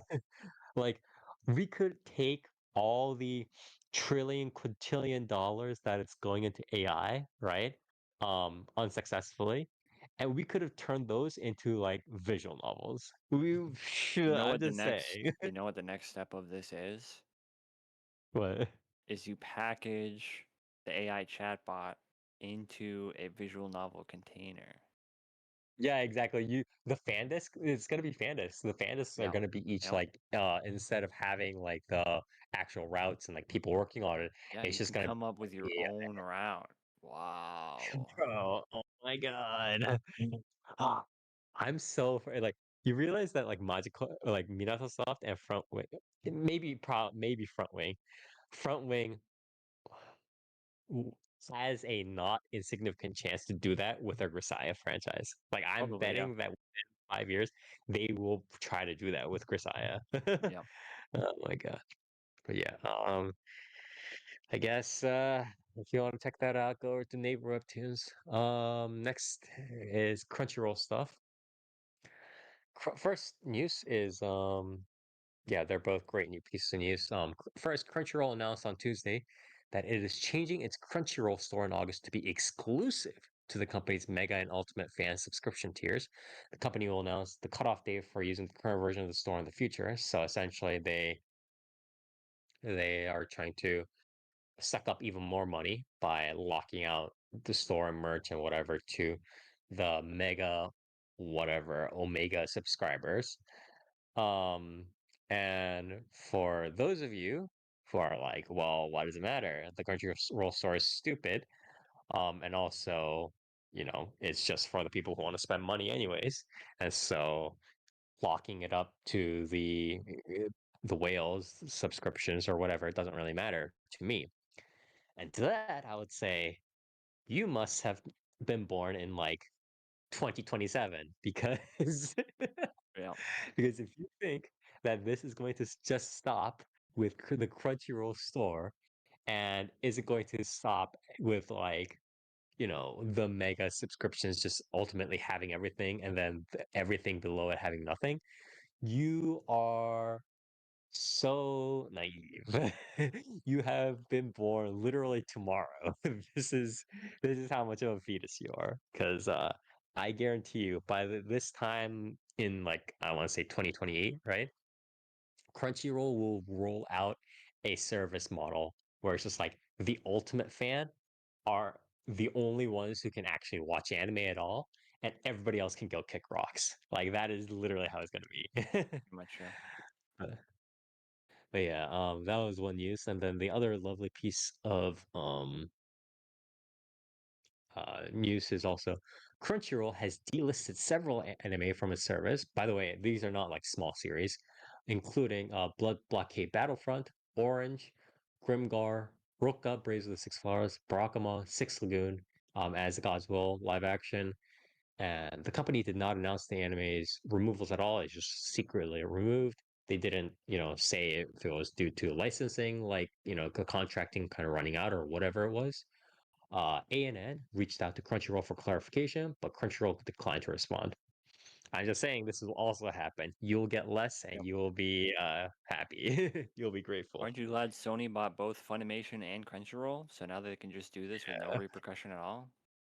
And They're it's also like going to not start. like you can watch those anywhere else. Oh, you wanted to buy Yeah. those physically? Well, you have to subscribe to Crunchyroll to buy those physically now. So By it's the like, way, I'm gonna say like to watch Crunchyroll at all, you're not only gonna have to make a Crunchyroll account, but sooner or later you're gonna have to make like a PSN account, and you're gonna have to yep, only watch probably. it on PlayStation now. Yep. Yeah. All wonderful news, but that's about it for the news this time around, and we are going to head straight on to our shout outs and call outs. Everybody here gets one shout out and one call out. Shout out is something that you want to praise to the heavens, 5 out of 5 stars, and it can be any one person, place, or thing. And call out is the exact opposite, 0 out of 5 stars, something that you want to rant about. And again, it can be any one person, place, or thing, starting with toast. Shout out call, please. You know what? I'm gonna shout out. Take a guess. Hall dream? No. Crony. What? What? Crony. Yes, but no. All right. I'm What is gonna it? shout out the Amakakaru Ryu no Hirameki. Sure. Right near. Okay. Spy, you know what that is? No. Okay. Then never mind. You don't deserve to know. I'm gonna shout out the fact that I saw Fauna and Mume in Hollow Dreams, and they were standing next to each other, but you couldn't interact with them at all, and no voice lines. Cool. You know who else doesn't have voice lines but has storylines? Gura. Yep, Yeah. Oh man. Ame has voice lines because she can. Wow. Gura does not. Oh yeah, because she's still part of the company. Yeah. Yeah. Yeah. Damn, I guess that is Hollow Dreams. Yes. What's your call out? You know what it is. Fuck you. You know what you did. I will never forgive you. All right. Well, thank you very much, Toast. What about you, Nier? Shout out call, please. Thanks for the fires there. Yeah. No problem. I'm kind of conflicted on what I want to call out because like there were two trailers that have come out recently that looked like straight ass, and I'm debating Oh, like Nia, you love the Doctor Doom one? no. Yeah, the first Doomsday Um, trailer, not great. yeah, I'm debating calling out. That new poster is cool. I kind of don't like his fit. I don't like the pants. Yeah, you don't like the, this Doom? I don't like the pants. I don't like the pants. He needs the fucking the waistcoat to be longer, I think. But yeah, the cape is good. But yeah, I'm debating either calling out the Doomsday trailer or the new Gundam trailer. I don't know if you guys saw that. That shit looks dog shit. It's Which it's one? a tie into the game, right? The anime, I Alex I or have no whatever? idea. Yeah. The new No, one, yeah, I it's a haven't tie seen into the that game. one. Yeah, the new trailer and the new I'm just gonna call out the design. The design for the new Gundam is fucking What nasty, bro. the It's Exarch Zero? so What's it called? yeah, the Alex Zero or whatever. Arc Oh yeah, Zero? Oh, Arc with Zero? its like Oh, with the new the one? like ASIM like Yeah, fucked up it's got I arm. saw that. Yeah. it's got the fucking cloak, which is like, oh, you're so cool. You put a Gundam in the cloak. Fuck you. You know who else has a Gundam with a cloak near? They're cool. What about Exia? What Wow. about Snow White? Wow. It Yeah. kind of you know what that cloak also reminds me of. Fucking It kind of Crawdon have reminds a me of the cloak whole. too. Yeah. It kind of reminds If me of you know how Crossbones have cloaks too. They're beam cloaks. yeah you know how it's like a lot of series have been doing this where it's like uh you have the first like initial kind of franchise or whatever, right? And then they have like the return of like the old dude who doesn't want to he's meant to be fucked with or whatever it is. Like what is it with like Megalobox versus like Nomad, right? That sort of like thematic like shift or whatever. Like I'm just an old grizzled dude. It's almost like that but with Gundam. It's like that's Yeah. what they're trying to go for. And it's like the cloak is one thing, right? Um, I can fuck with the Gundam in a cloak, sure, whatever, right? But then it's like, yeah, not only do we have the cloak, we have fucking like bandages on the one arm for no Yeah, reason. It's a that's near. what they're saying. This Yeah, is what that's I'm saying. called the It's that's like the called the Exia repair. It's so stupid. And then you have the fucking like sealed cursed arm that's like a different color and Near it's it got spikes on the Safina? shoulder near and it's it's got fucking big claws and then on top of all of that it's got fucking different colored eyes. It's like, dude, is Near, this it's a Gundam or is Yeah. this a fucking DeviantArt OC? near. It's Like, Exia Repair so 4. It's Exia No, Repair 4. Exia, good. Exia, that shit looks way fucking more cohesive. This is, I Yeah. do think this is, I think this is probably one of the most like fucked up, like ASIM Gundams we've seen at this Yeah, point. it sucks. It sucks. And then in the trailer, like the way it moves, like I don't like the way it moves. I don't like the way it's animated. I don't like the proportions on it. It's I got don't this know, tiny ass head. It's something. Like, It's it reminds me of what's it called? Yeah, it's too slim. What's it? It reminds me of it's not Ultraman. It's another person in a suit. You know what I'm talking about, right there. sort of, yeah. To It's not. me, what it reminds me of is fucking Valve Rave, dude. And that shit Ah, sucked ass, bro. Um, so yeah, fuck that Gundam. Fuck that series. I don't even know. I don't like. I'm pretty sure they're calling the fucking main character Ray as well, which is just like fuck you. Like you don't get to do that. But yeah, well, It reminds me of like another Tokusatsu series, but like one that's 3D animated. I'm blanking on it. It's not Kamen Rider. It's not Super Sentai. are you talking about the Ultraman, like the Netflix Ultraman, where Maybe, they're in the yeah. suits instead of Maybe, yeah. Because yeah, the way it moves, and it's too streamlined. I get what you mean. yeah, I don't like the way it moves. But Nier is a better design than G-Quux. No, No. G-Quux Not is even. like No, G-Quux is I saw like people actually being a like, good I saw people design, being like, the new, everyone always I'm hates the talking new about design, and it's like, no, Like, No. not the G-Quux, the RX, the original White Gundam. I'm talking about that. Oh. No, I think this is probably like one of my least favorite Gundam designs, just like in general. That's fair. Like, You just notice? straight You up. notice it has the orb in the middle when it's got the cloak too near. Yeah, I do. They love their. That's a Wing Gundam reference. Yeah.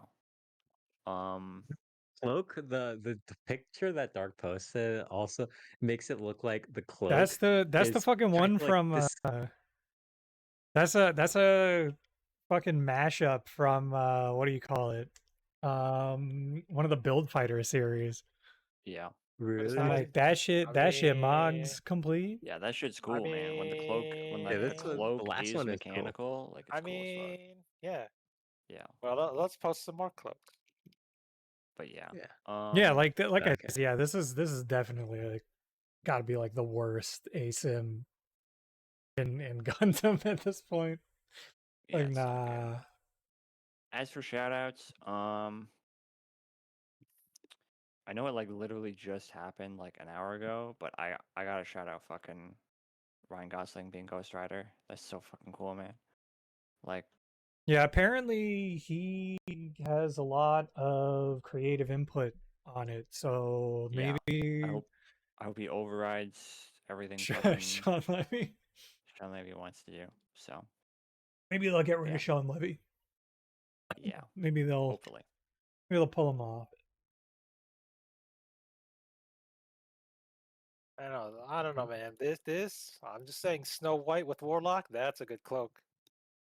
All right. Well, thank you, Nier. Um, Dark, what about you? Should I call it? Yeah, I'm gonna also shout out some of the some Marvel announcement stuff because some of it looks cool. You know? Yeah, Ghost Rider seems like that'll be fun, hopefully. David Johnson playing the new Black Panther is awesome.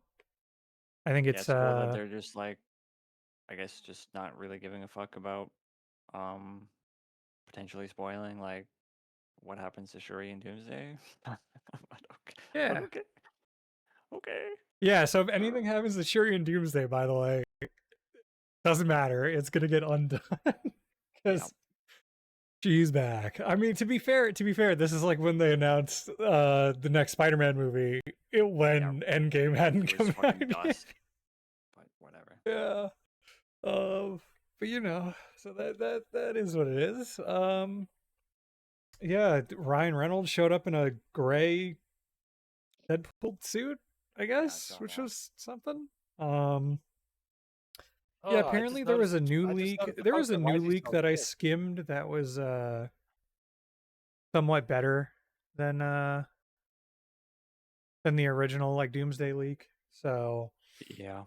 who knows what the hell this I movie still is even think it's going to gonna be a be. mess. But Yeah, I mean it's gonna be. I think it's destined to be a mess regardless. It's just because it's like why the fuck would you introduce Doom in like a Doomsday movie as and like also the the X-Men, introduction and of the also character?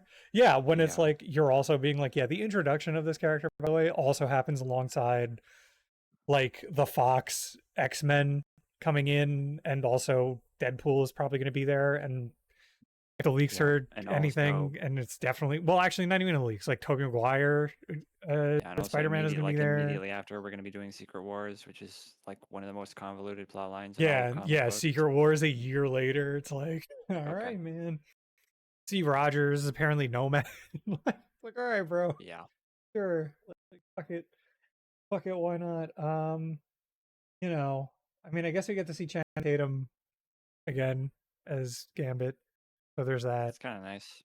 Maybe they'll pull him out and be like, yeah, we're finally gonna give you something solo, or like Gambit plus Rogue. Wouldn't that be Maybe. something?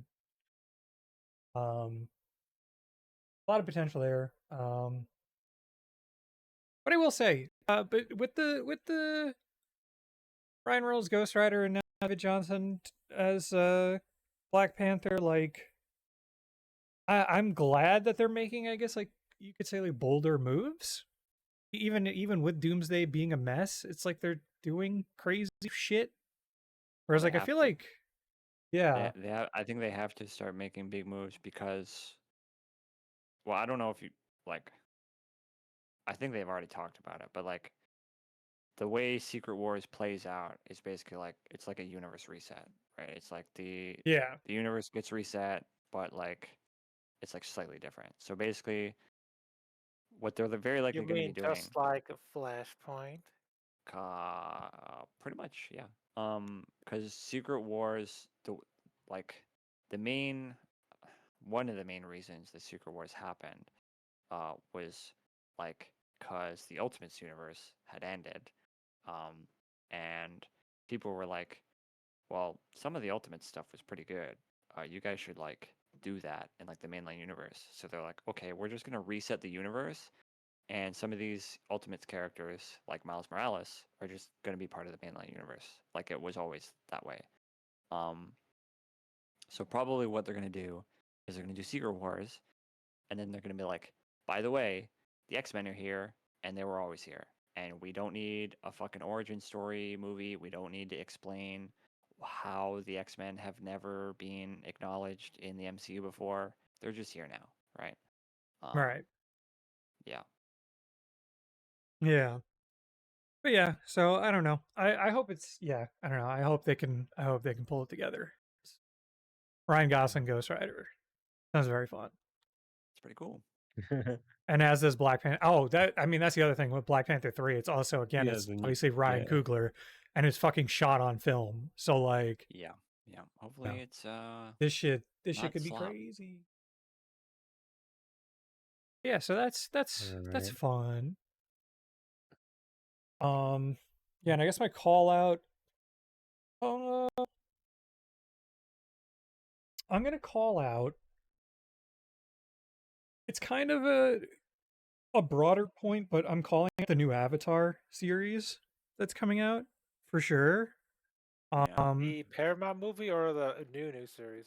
No, the new series, the Paramount Plus series that's coming out.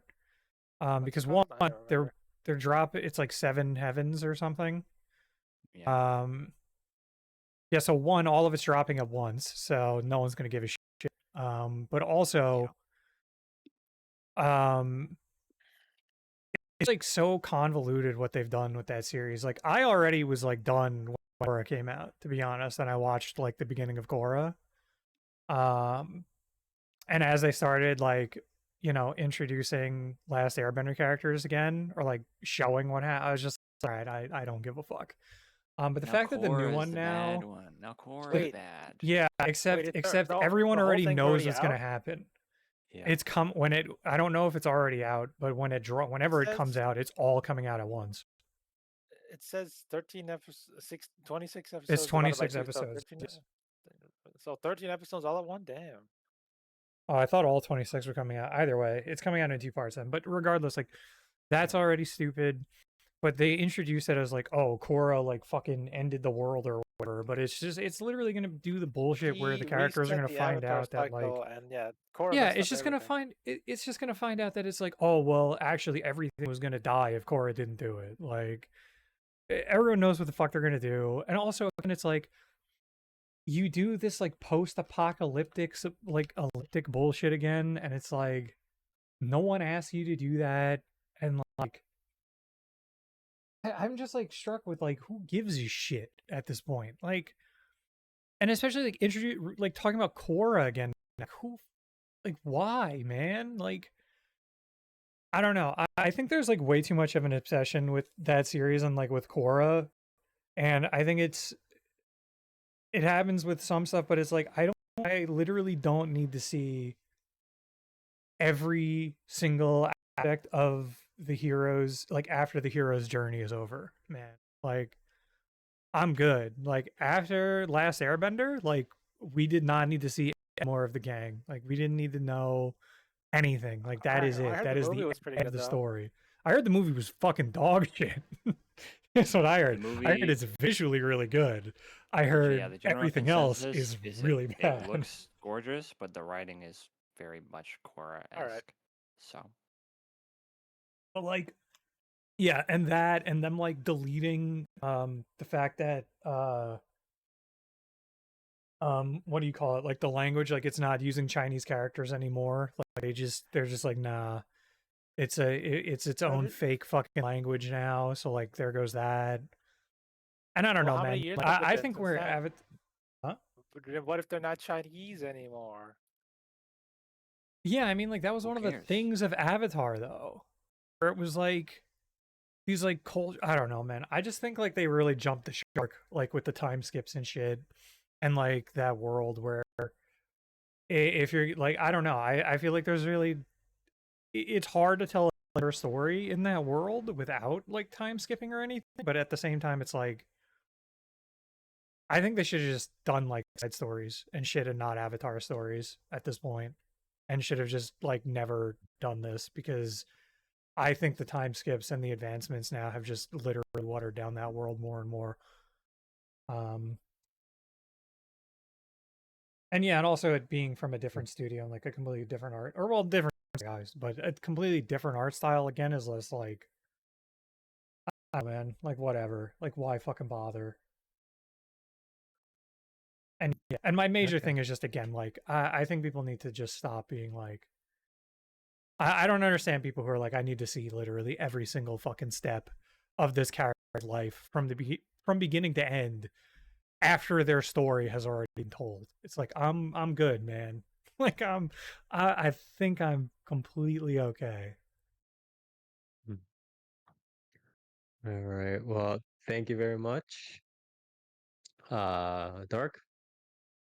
And I guess I'll be going last here. Shout outs to so I guess on that note, I'll start with the call outs on the note of like Marvel stuff, and then I'm my call out is to fighting game developer, publisher, like general project teams and their networks, and just like how we haven't had a single game without a botched release and or B a thing like some sort of like incident or mechanic in it or something that makes the game like abjectly ridiculous. Um we literally have not had that in like 3-4 years. Like a game that has had a clean release and hasn't added something like Grand Blue's like 6XL or whatever it is, right? Dash Light. that makes things ridiculous, or makes things very silly. This recent release of Marvel Tokon and It's not released. It's a beta. yeah, that's true. I Even apologize. though it They will releases fix in it, like less than everything 2 in weeks. 2 weeks. Yeah, exactly. As well as Avatar, Legends, and the state that they kind of pushed out the beta slash release in. Just it's just like i- it's very clear that in some aspects they just, I mean, in many aspects, that they just don't respect anything. Like they just don't respect the consumer. And obviously, yes, that's been a thing for in gaming for a hot minute now. But especially with like both of these both tripping at the same time, where they could like we could easily had a timeline where at least one of them released like a complete game, right? Not even like a great game gameplay wise, or even a good game gameplay wise, but just like a complete game. You know what I mean? Like something that I can turn on and be like, we this don't is a fighting game. we don't do that in the current market. Okay. Yeah, exactly. I don't think you This is realize. all early I don't think you access. Yeah, realize this is all any early genre, access.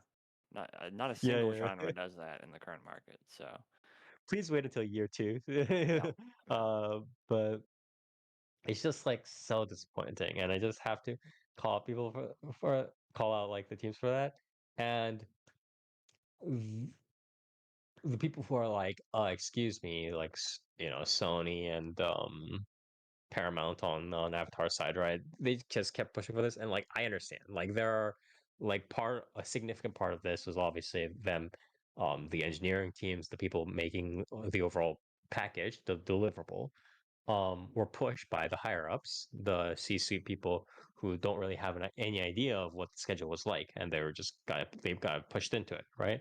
That's one thing, but there was also just like a huge the main issue I have at that point is just the lack of communication, right? Because this was not a sudden, like neither of these incidents were just like, by the way, like they're like making the game and then suddenly they're like, some CC comes up and they're like, by the way, we're announcing like right now that you're gonna release the game in like 1 week.